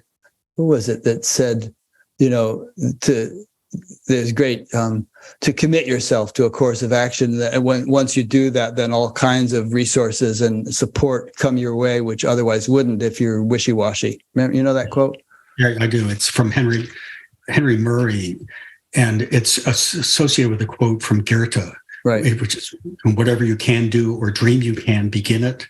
Boldness has genius, power, and magic in it. Yeah, that's great. I love that. Okay, a couple of questions came in, so let me just pop those in and we'll continue. So this one is from someone whose initials are SS, asking, what did Meher Baba say about the coming of the next world teacher or next avatar? What advice did he have for spiritual seekers at times before the next coming, when materialism accelerates? That's a wonderful question. So let me create a somewhat larger context in my answer, but I will answer that directly. Baba said his next appearance as avatar will come in 700 years. So but he said that his current avataric advent has a power to it, and his presence is still with us, even though he dropped the body in 1969. That it would still be just as vital as it was when he was in the physical form for a period of 100 or so years after he drops his physical form. So in the period that we're in right now, Baba said he is the preeminent spiritual figure, and the opportunity for direct personal relationship with him is no different from what it was when he was physically here. In fact, it may even be more accessible at this point in time, and will be certainly throughout my lifetime, and probably the lifetime of many people who are on this call. So. Yeah. You remember what Obi-Wan Kenobi said to Darth Vader? He said, "If you strike me down, I shall become more powerful than you can possibly imagine." Unfortunately, that can be said about a number of historical figures that are not avatars. Right. Yeah. But it's interesting. I mean, a lot of people feel like they really get zapped by Jesus, for instance, and he's been gone for 2,000 years. But they feel they have this direct, he's still intervening in their lives. So who knows? So, and Baba did, during his life, I mean, one of the things he did is he went around to a lot of, to different places, and he said he was revitalizing a lot of these places, whether they're, tomb shrines of great Sufi masters or perfect masters or this or that, and clearly revitalizing, world religions. And all you've got to do, you don't have to look any farther than Sufism to see there's been a huge revitalization of Sufism in the world. I mean, I think, Rumi and Hafez are two of the most, widely read poets in the world today. And those are two great Sufi poets. And so that's a revitalization that Baba said, that as Avatar, that even though Jesus, died 2,000 years ago, and yes, there has been, Baba says there's a natural diminution of the power of the avatar that happens where the avatar's influence and the fragrance of the avatar's presence begins to wane after 100 years or so. And then you get the growth of religions and, antiquation of these kinds of things, and hierarchies and dogmas and rituals and, pedophilia. Yeah, all that stuff. Yeah, right. All that stuff that, that is really just a corruption of what the original impulse is. And the avatar does not come to create religion. It's just the religions grow up in their absence.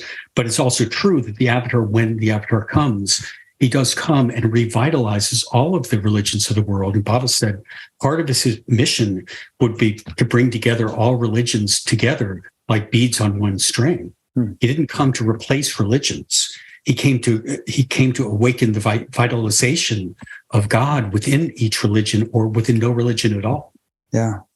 On a note, Maharishi told a story one time about something that happened with his master. His master was Shankaracharya of Jyotirmath in the Himalayas, and people would pray to him, for health or to have a child or whatever that people pray for. And very often their prayers would be fulfilled. And Maharishi asked his master about that. He said, what are the mechanics of that? I mean, are you aware of these prayers? I mean, how is it that their prayers get fulfilled? And he said, it is the department of the absolute, and he takes care of it. And Maharishi said it took him a long time to understand what that meant. But I think what it means, and I think he might have explained it, is that however you conceive of the divine, either in the form of a master or deceased or still living or whatever, if you make the entreaty, if you have the sankalpa or the intention or the prayer for something, that prayer or that intention gets heard. Krishna says this in the Gita. He says, as men approach me, so do I favor them. Anyone who sort of has sincere motivation or whatever, I hear it, I respond to it. But the intelligence that is speaking there is omnipresent, it's universal. And so Maharishi's teacher, his master, wasn't necessarily aware of these things, but he was just a figurehead which they could, relate to in order to submit their request. But the divine intelligence, which is everywhere, was able to fulfill the request, irrespective of the knowledge of the man who they were praying to. I don't know if that would apply with Baba, but it might be a principle of the way these things work. So I think what Baba said is that I think relates to what you're saying, but I'll give you a different mechanic around it. That Baba spoke about. So Baba talked about what he called the spiritual hierarchy. And he said the spiritual hierarchy consists of all of the individuals who are on the evolutionary planes of consciousness, the 6 planes of consciousness beyond the gross physical plane, which he's gone into in quite a bit of depth, both in God Speaks and a number of other. So like other angels, places. Ascended masters, just sort of beings on higher planes of existence. Beings on higher planes, right? Beings on higher planes, right? And they hear you. And Baba, when he comes to the perfect masters are the head of the spiritual hierarchy. And when the avatar comes, he assumes the position that is called the Kutub-i-Urshid, which is the head of the spiritual hierarchy. And it's interesting just to say, I can tell you a story about the spiritual hierarchy in a moment if you're interested. But he said that Baba said he didn't come to do these kind of minor miracles for people. He said, don't come to me for, health, wealth, body, positions like that. He said, I'm the one to take, not the one to give, just to say. He was absolutely clear about that. He said, if you want a miracle, if you want something, go to a saint. A saint can give you what you want and go there. He said, but don't come to me for that. All I have to give is love. All I have to give is God. And that's all I want to give like that. So he said that. And he would say he didn't do miracles. And he said there were so many miracles that are associated with Meher Baba that are very well documented. But Baba said that when he hears about these miracles, and again, this is where Baba hides his omniscience in his sort of manhood. He said, Baba would say, when people come to me, they tell me all these miracles, it's news to me. I don't know anything about them. So like, great, great. You prayed for a child, you got a child. You prayed for a good job, you got a good job. Well, 2 things about that the spiritual hierarchy, it's also been posited that the spiritual hierarchy, that when prayers are given like that, or requests or beseechments or whatever you call them, that a member of the spiritual hierarchy may take over and do them and may take that on. That's a little bit like your department that I think I'm hearing you speak of about Maharishi's master, about how he explained it. That it's like in a large organization, the CEO doesn't know everything that's going on. Mm-hmm. It's like some underling down here who says, "Oh, he wants that. Okay, let me give him the child, or let me give him the job, or let me help him get out of jail." Or did you ever watch Zeffirelli's Jesus of Nazareth series? Remember that scene where Ernest Borgnine played a Roman centurion or general or officer of some kind, and he came to Jesus and he said, I forget who he was asking for help for, but my mother, whoever, is sick and really needs your help. Could you come there? And Jesus said, how did it go? No, he didn't ask him to come there. He just said, could you please help? And Jesus said, okay, well, I'll go there and I'll take care of her. And the general said, Ernest Borgnine said, no, you don't need to go there. He said, I'm a general. And if I want something done, I just command my troops and they take care of it. So all you have to do is have that intention and I'm sure she'll be fine. And, and Jesus really appreciated his insight and his faith. That was such a beautiful movie. Yeah. I saw that movie when it came out. It was on television. And right after, I called up Kitty Davey, who I was very close with by that point. And I asked her if she'd seen it, which she had. And I said, what did you think of it? She said, well, it didn't remind her of who Baba was. It wasn't the man who played Jesus didn't remind her of Baba in the way he played him, but she said it did remind her of who she felt Jesus was. Yeah, it was a beautiful thing. And anyone who hasn't seen that, it's Franco Zeffirelli. There are about 6 different segments to it. It's a big, long thing. He's the same one who did Brother, Sun, Sister, Moon about St. Francis. And he's an atheist. Oh, was he? I'll be darned. I didn't know that. And I thought he had, what I thought was interesting about that film, since you mentioned it, I thought because Baba talked a lot about Jesus, or he talked about Jesus. And he said the reason why Jesus did all the miracles was to make sure he got crucified.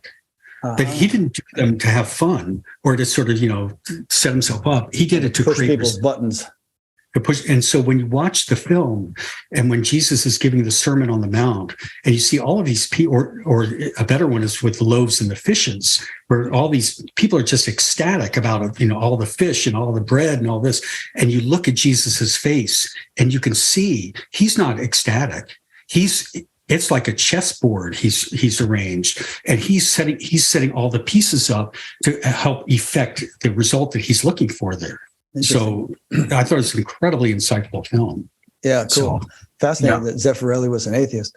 Okay, here's another question. This is from Rob McHugh in Columbia, South Carolina. Can you speak to any experience you've had in connection with Meher Baba of not being the doer? After some recent time at the center, there has been a kind of, so in other words, he has visited Myrtle Beach, your center.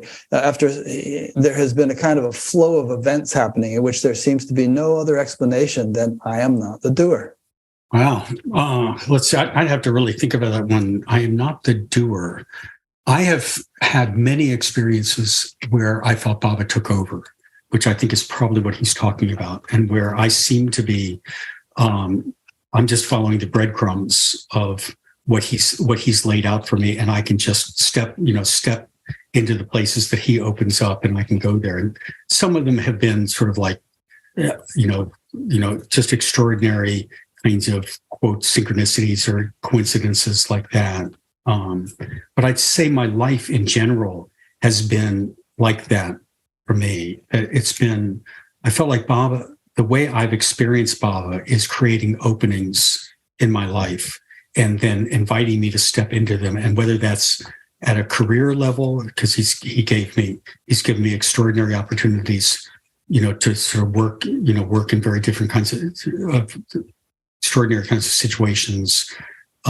Personally, opportunities to serve him that just open up out of nowhere, and all of a sudden I'm invited in to do something that, is the fulfillment of some longing inside myself, but has gone unexpressed. And all of a sudden there it is, and I can do it. So I've been given lots and lots of opportunities like that in my life with Baba. I wouldn't generally describe my life with Baba as supernatural. And I don't think Baba's way was generally, quote, supernatural. I don't think that's, though I can certainly say there are many people who've had, quote, supernatural experiences with Baba, but it's not how I would generally describe Baba's way. I would describe Baba's way as being the most natural way. And so I remember, going through a very difficult personal period where I was feeling very isolated in my life for over some very intense personal things happening. And a lot of this people that I've been associated with, the community I've been associated with, kind of disappeared from my life for a period of time. But out of nowhere, there appeared two people who were brand new to me, who became extremely important friends and supports for me to help me get through that period. And that's an example of what again, there's nothing supernatural about it, but it was like, wow, you look back on it and say, that is so extraordinary that happened. I couldn't have planned that. I couldn't have thought that was the solution to my problem, or a healer shows up that was extremely, just the perfect person for me to work with out of nowhere. And that's happened to me many, many, many times. So those are some examples that I associate with the question. Another angle for his question is that, superficially, we're an individual. Fundamentally, we're pure consciousness, and pure consciousness doesn't do anything. And so when you awaken to your nature as pure consciousness, you may very well have the sense that I do not act at all. I'm not doing anything, even though there seems to be all this doing happening, but it's not me doing it. There are a bunch of verses in the Gita about that too. Okay, so we still have a lot to cover, but we should talk about the musts a little bit. Great. So this is an extraordinary part of Baba's life, and it consumed much of, I would say up to 15 years of his life was his work with what are called musts. The actual Sufi word is must-e Allah. And these are individuals who have achieved advanced states of consciousness. They're not on the gross physical level. They're on either the subtle level or the mental level, but they are extremely advanced beings. But they are in states, they're lost in states of enchantment. And they're human living beings. They're not just Yes. otherworldly. They're living beings. Yeah, right. They're living beings. And you see them. I mean, there was one who lived in Mehrabad, where Meher Baba's center is in India, that many of us who would go there and over the years, got to know. His name was Muhammad, and he was on the fifth or sixth plane of consciousness, and they can seem very, very peculiar. That they're not. They seem on the manifest level like they might even be mentally deranged. But in fact, Baba said they're the farthest thing from mentally deranged that there can be. That they are but he said the average person cannot tell the difference between a madman and a must. And some of these musts live, that as exalted as their states of consciousness are, that their physical circumstances can be the reflection of the exact opposite of that state of exaltation. So they can live in places, some of them live in urinals, in India. And if you've ever been in a urinal in India, that's not a place most people would like to live. So, and they can be dressed in rags. Some of them are naked, and just, and so Baba did a tremendous amount of work. I think over his lifetime, I believe he contacted 1,000 or 2,000 musts, and he contacted them one by one to work with them. And his work with them was twofold. And this is all very well documented work in a book called The Wayfarers by a man named William Donkin, who was involved with Baba. And Baba would travel around India on what he called must tours. And he would take his Mandali with him, and they would travel, miles and miles and miles in the most rudimentary circumstances, in bullock carts and trains and, whatever it took. But Baba was always intent on finding these musts. And they sometimes, travel miles through swamps to a village where there was a must. And when Baba would find the must, the work that Baba would do the must, Baba said, was twofold. The first part of the work was to help the must spiritually, because they're in a state of enchantment, that they're kind of stuck. Like the spiritual path it's a path of progress. It's a continual progress toward the goal, which is God realization. But if you get lost in a state of enchantment, you stop moving forward. And so these musts are kind of stuck in these states of enchantment. And so Baba's work with them was to help dislodge them from the states of enchantment. And how he did that, no one knows. I mean, this is the inner work that Baba did with the musts, and he did it very often in seclusion, though not always. But one could not see any kind of manifest form of the musts. Well, it was done for Baba himself in a way. I mean, you said, he was just not eating or closing his eyes for 9 months, and some guy worked with him for a while. Shirdi Sai Baba's disciple worked with him and got him more integrated. That's right. You could see that as a counterpart. So did these guys become more normal after Baba had worked with them? They became somewhat more normal. Out of the normal. urinal or whatever?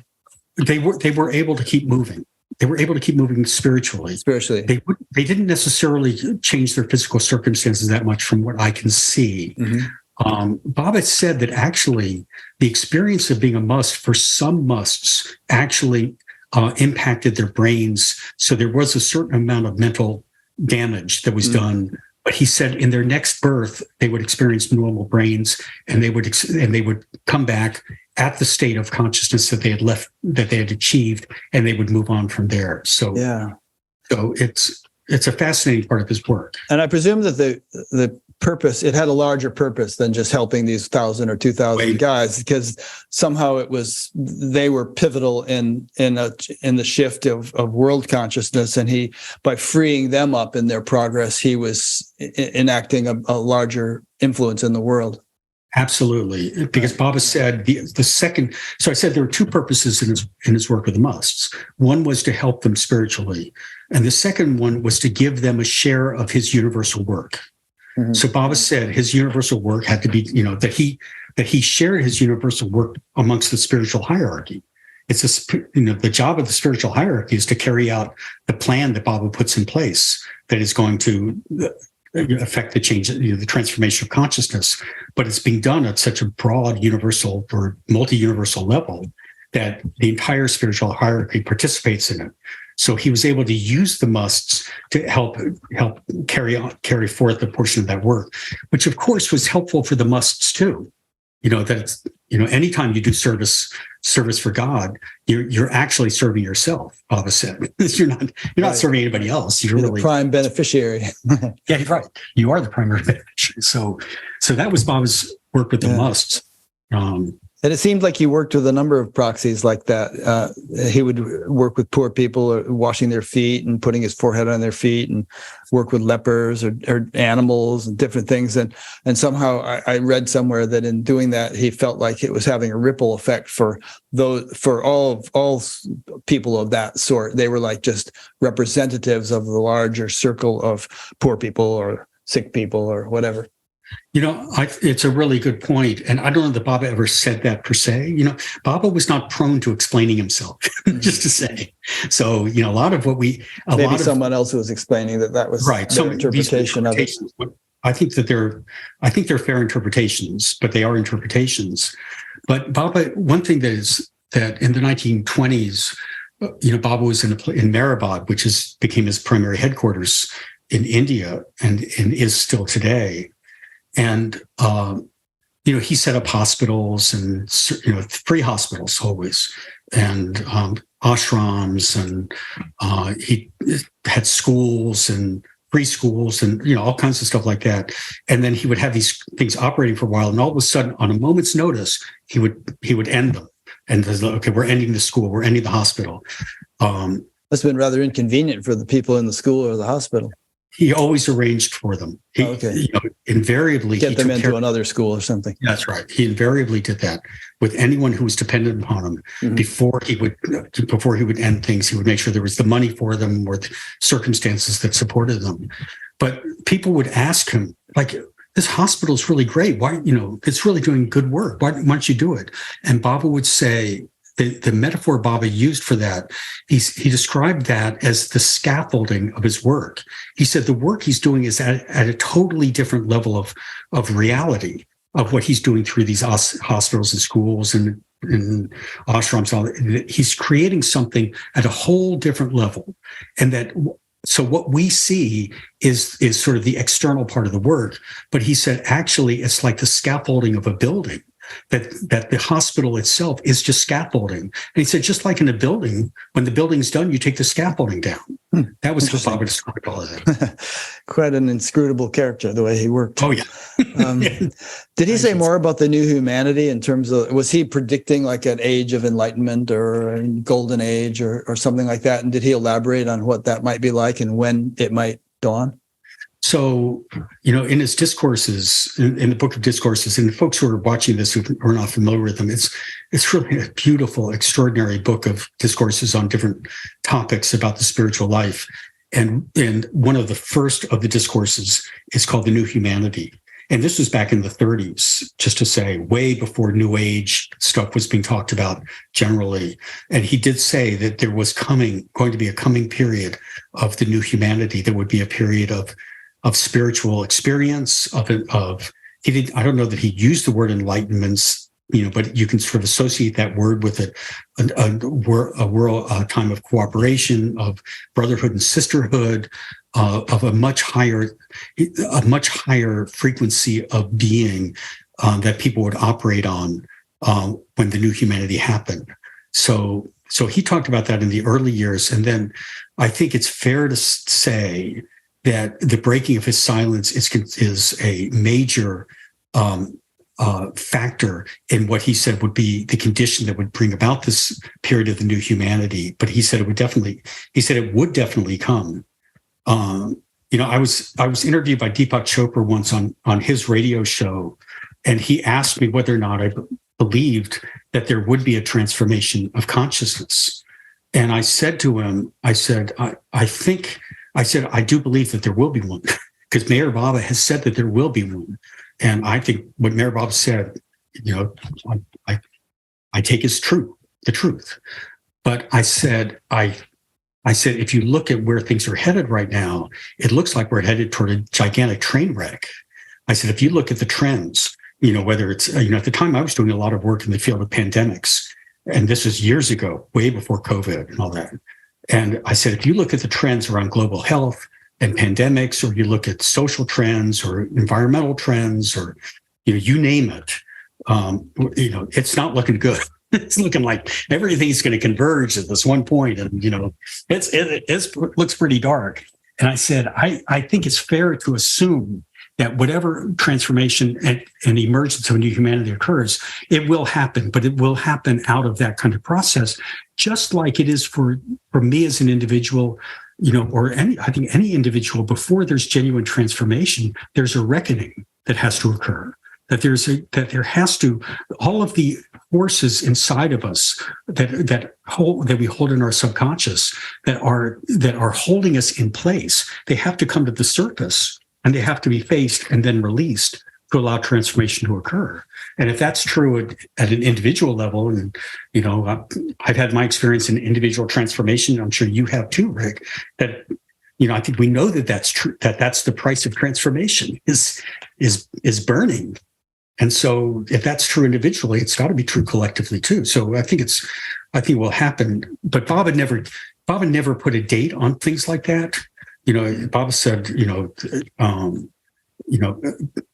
never said exactly when it would happen or what it would exactly look like. And again, I think that's probably something that we will, whether it's an event in and of itself or whether it's this gradual emergence, but it looks to me like there's the seeds, and Baba said this too, that the seeds of the new humanity are, they've been growing for some time now. And you have 100,000 listeners now.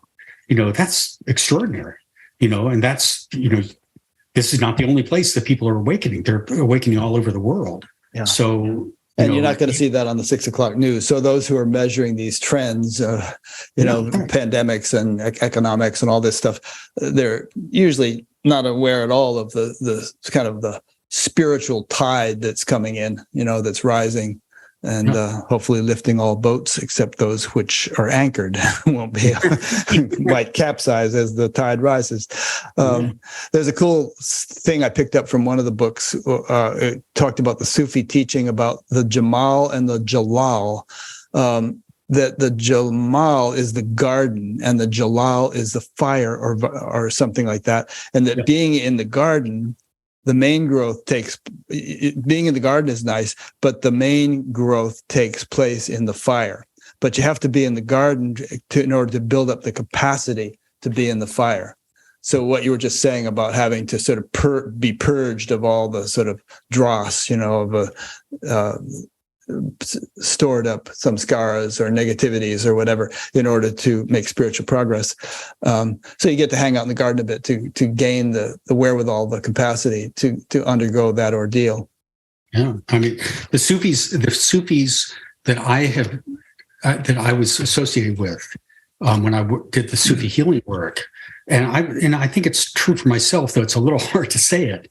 But you got to the point where you actually preferred the Jalal to the Jamal, because you knew that the Jalal was where you were actually going to start shedding these parts of yourself that were keeping you from being able to experience those higher states, that higher consciousness. So we used to call it unstressing in the TM movement. We'd go on long courses, 6 months of long meditations, and all kinds of stuff would come out. It's like the Beatles wrote Dear Prudence because Prudence Farrow was just holed up in her little cabin, for days meditating and getting really crazy as this all the her drug experiences and whatnot were unwound.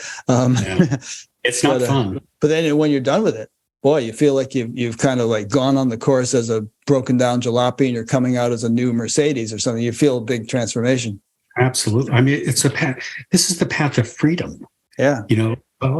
Freedom means you're letting go. That's the condition of being free. It's letting go. Yeah. There's a lot of stuff about samskaras or impressions that I've been listening to and reading about in these books. And one thing that kind of puzzles me is this whole thing about balancing out positive and negative samskaras. So, I can see how we, over the course of many lifetimes, go through all kinds of experience. We've been murdered, we've been murderers, we've been this, we've been that. We've experienced sort of the polarities, both sides of the coin, in order for karma to get balanced out. But there was a strange story in one of the books about some guy who had supposedly, this is a hypothetical story, I'm sure, who had supposedly murdered some 99 people or something, and then went to the jungle and murdered one more person, and then he got enlightened because he had previously helped 100 people in previous lives, and he had to balance out his samskaras by murdering 100 in order to get enlightenment. Baba, but then, I don't know. But then Baba said that it's easier to break through the prison of good than the prison of bad. So even positive samskaras can be a prison, gold chains instead of iron chains. But I guess the issue for me is that, good works don't necessarily lead to enlightenment, but they create a condition within us that is more conducive to enlightenment than evil works. And that's because sattva, or purity, is more translucent than tamas, or impurity. So, and again, this has plenty of scriptural support, that you can, like in Vedanta, for instance, it's taught that, you can't necessarily just leap to the highest state, but you can go through all kinds of selfless service and devotional things and meditation practices and other things to create greater and greater purity. Or as one Zen teacher put it, enlightenment may be an accident, but spiritual practice makes you accident prone. So, so this whole thing about, equal good and bad gets you so balanced that then you can get enlightened just sounds a little odd to me. I wonder if you want to comment on that. I think the story about the 99 murders is just a metaphor. It's just it's just trying to make a point. It's not a recommended spiritual practice. No, but the thing I would say about that is, Zoroaster, the first of the known appearances of the Avatar in recorded history, his precepts were good thoughts, good words, good deeds. Yeah. And I take that as being, that's a good thing. That's, these are the things that are given to the general population to sort of, because, in general, this is a good thing to do. But as you get closer to actually the spiritual path, and by the way, Baba says the spiritual path doesn't even begin until the first plane of consciousness, just to say.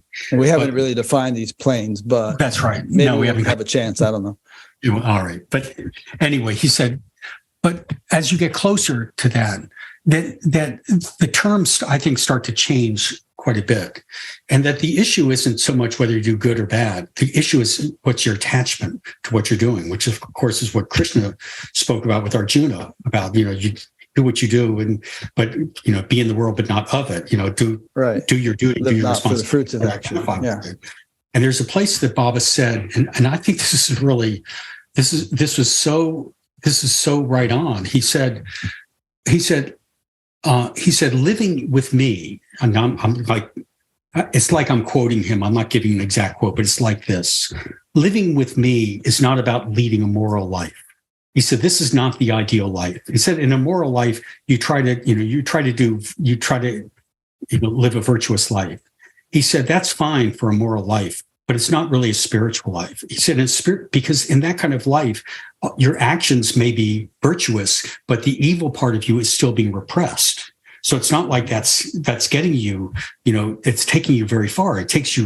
It certainly keeps you from getting more bad evil sanskaras, but it's not really doing the work of balancing out your sanskaras. He said, when you're with me, it's a natural life where both the good and the bad come out, but as they come out, then they can be nullified, and then you can actually rise above them.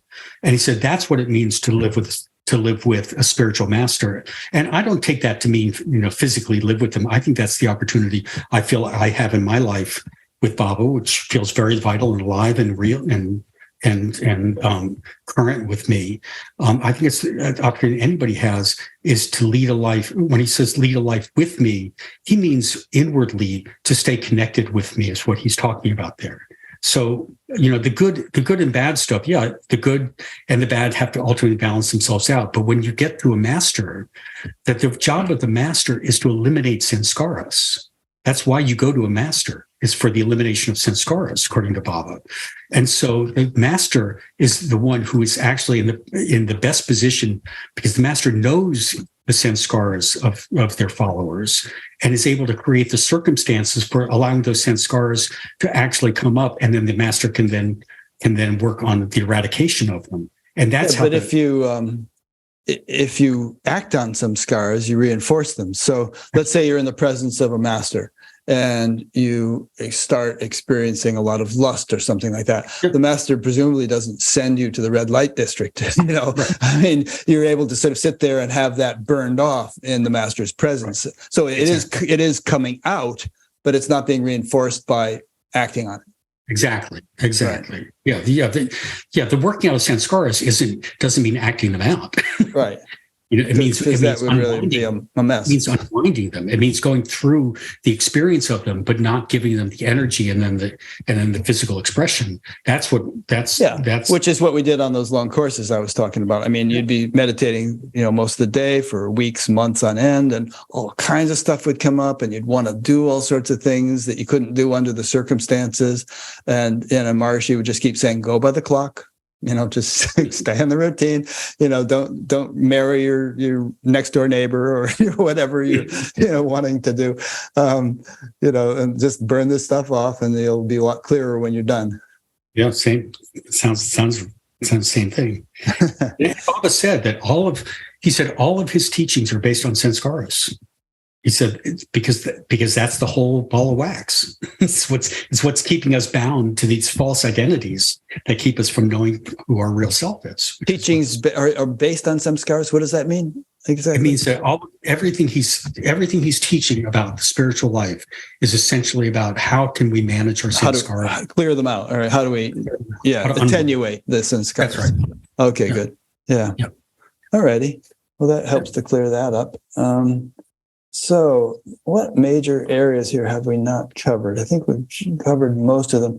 I mean, there's a whole thing about the scales of evolution, which are covered in God Speaks, on how souls start out as stone or as gas, perhaps. I don't know. Is it gas? I mean, that's the way the universe starts. It's all hydrogen and helium.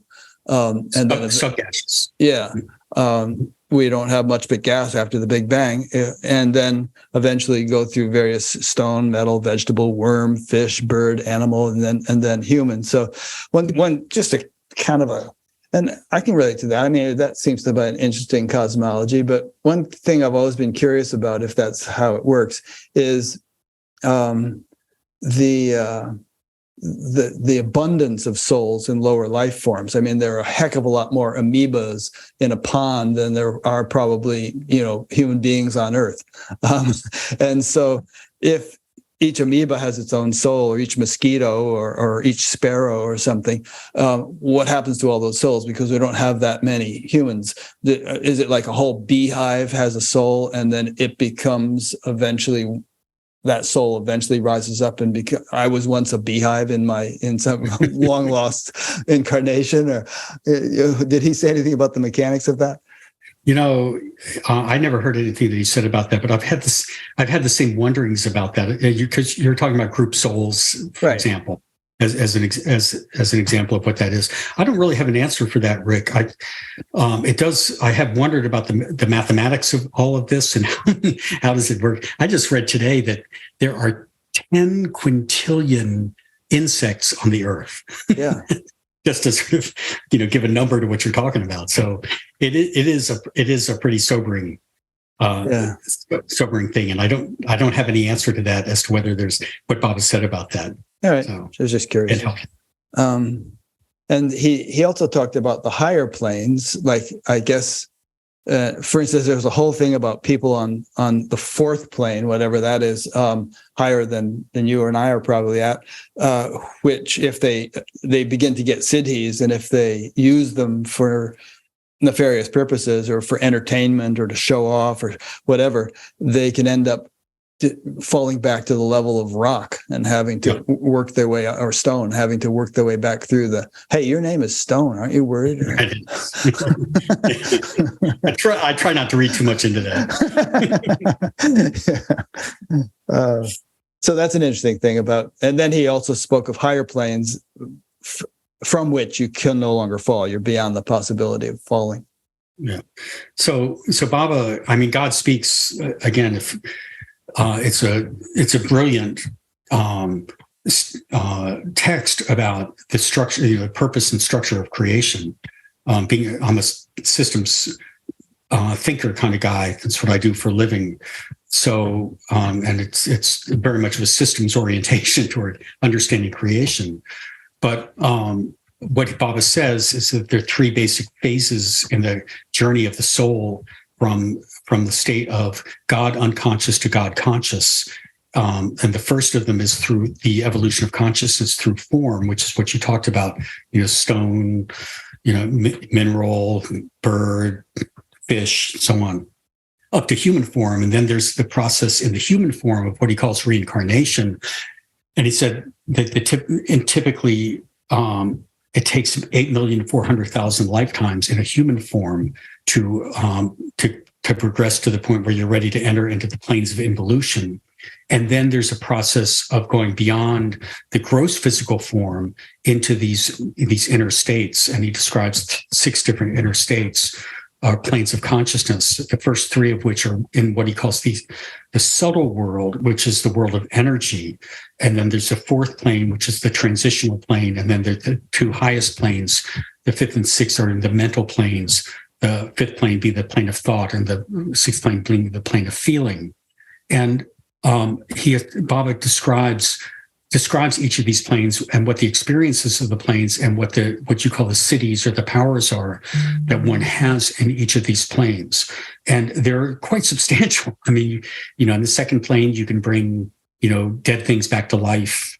In the 4th plane, Baba said you can actually create an entire universe breathing with life, just to give a sense about what these powers are, that these aren't, things, we think of things, people that have sort of, powers of mind reading, things like that. They're really, most of those are in the astral planes, before you even get to the 1st plane. So, you're talking about when you get to the 1st plane, it is such a plane of such advanced consciousness that many people, when they get there, think that they've actually arrived at the goal of God consciousness, because it is so blissful and it is so advanced and so completely divorced from what their previous experience was. But they're actually just at the beginning of the planes of involution. And you go from the 1st to the 2nd to the 3rd, and you get to the 4th. And that's the plane where you actually have universal power. And you have all the power, that there is, infinite power at your disposal. And as you said, if you use it, Baba said, if you use it well, that is to help support help other people in their own spiritual advancement and their own spiritual ongoing, it's fine. And it will help you advance into the 5th plane. But if you misuse it for any kind of personal egoic purposes, then you do risk falling down as far as all the way back to the stone stage. But Baba did say that when somebody gets to the 4th plane, there's usually a 5th or 6th planer or above who are watching them to make sure that they don't misuse the powers and that they intervene to prevent it from happening. So it's a horrendous idea. Just imagine going through that. But Baba says it's also rare, but it's important. It's really important. It's important to be aware of that as a cautionary note. Yeah. And so there's an interesting book called Initiation by Elizabeth H. You ever read that book? I think I'd read it a long time. And she had remembered having been, alive back in ancient Egypt, and she made some mistake and ended up going into the stone state. But over the next 4,000 years ago or so, she evolved out of that again back to being a fairly evolved human being. So it's not like she had to go through billions of years of evolution as might have happened the first time around. That name will be. Yeah. Anyway, a lot of this stuff is very hypothetical, and people can choose to take it as the gospel truth because Baba says it, or they can choose to take it as hypotheses interesting to ponder.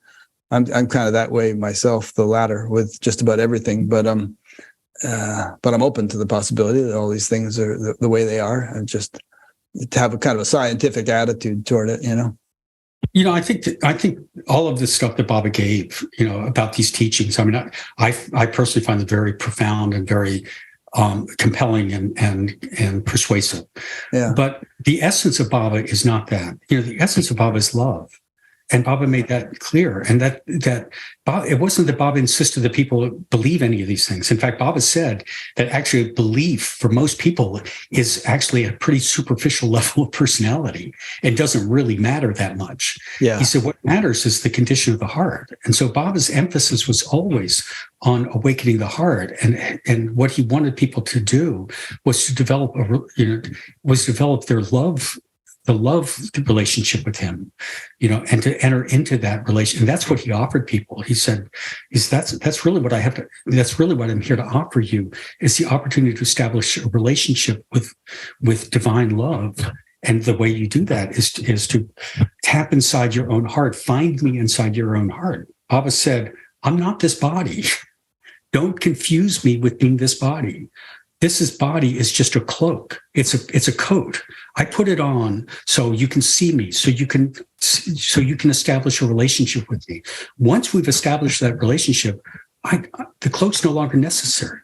And so he always de-emphasized the physicality of his being, and he always said to people, "Find me here. Find me inside your heart. That's where I live. That's where you'll find me, and that's where you can know me." So that's. Yeah, I'm glad you brought it back to that, because all these metaphysical speculations, if people thought that that's what he was all about, then they could just debate endlessly about whether these things are true and this and that, but it wouldn't do them much good. But like you just say, just on the blossoming of the heart is what's important, and that, I guess, was his primary objective for everyone. Yeah. His total objective. Good. All right. Well, thanks, Daniel. This has been an interesting conversation, and I'm glad I had a few weeks without another interview, so as to just really plunge into all of this and read all these books and everything. And I'm sorry if I haven't become like an avid Baba devotee all this. But, it took you a few years, I heard you say. So, but it's just been fascinating, getting to know him more by, and getting exposed to all this. I've enjoyed it. Rick, I've really enjoyed it. I thought I really appreciated the preparation you did for this interview. I was really, really impressed by it, and just your questions. I think were just really thoughtful, thought-provoking, and really, exploring really important things. And I've really been happy to be able to sit here with you and kind of share what I've been able to share. So great. Well, thank you, Daniel.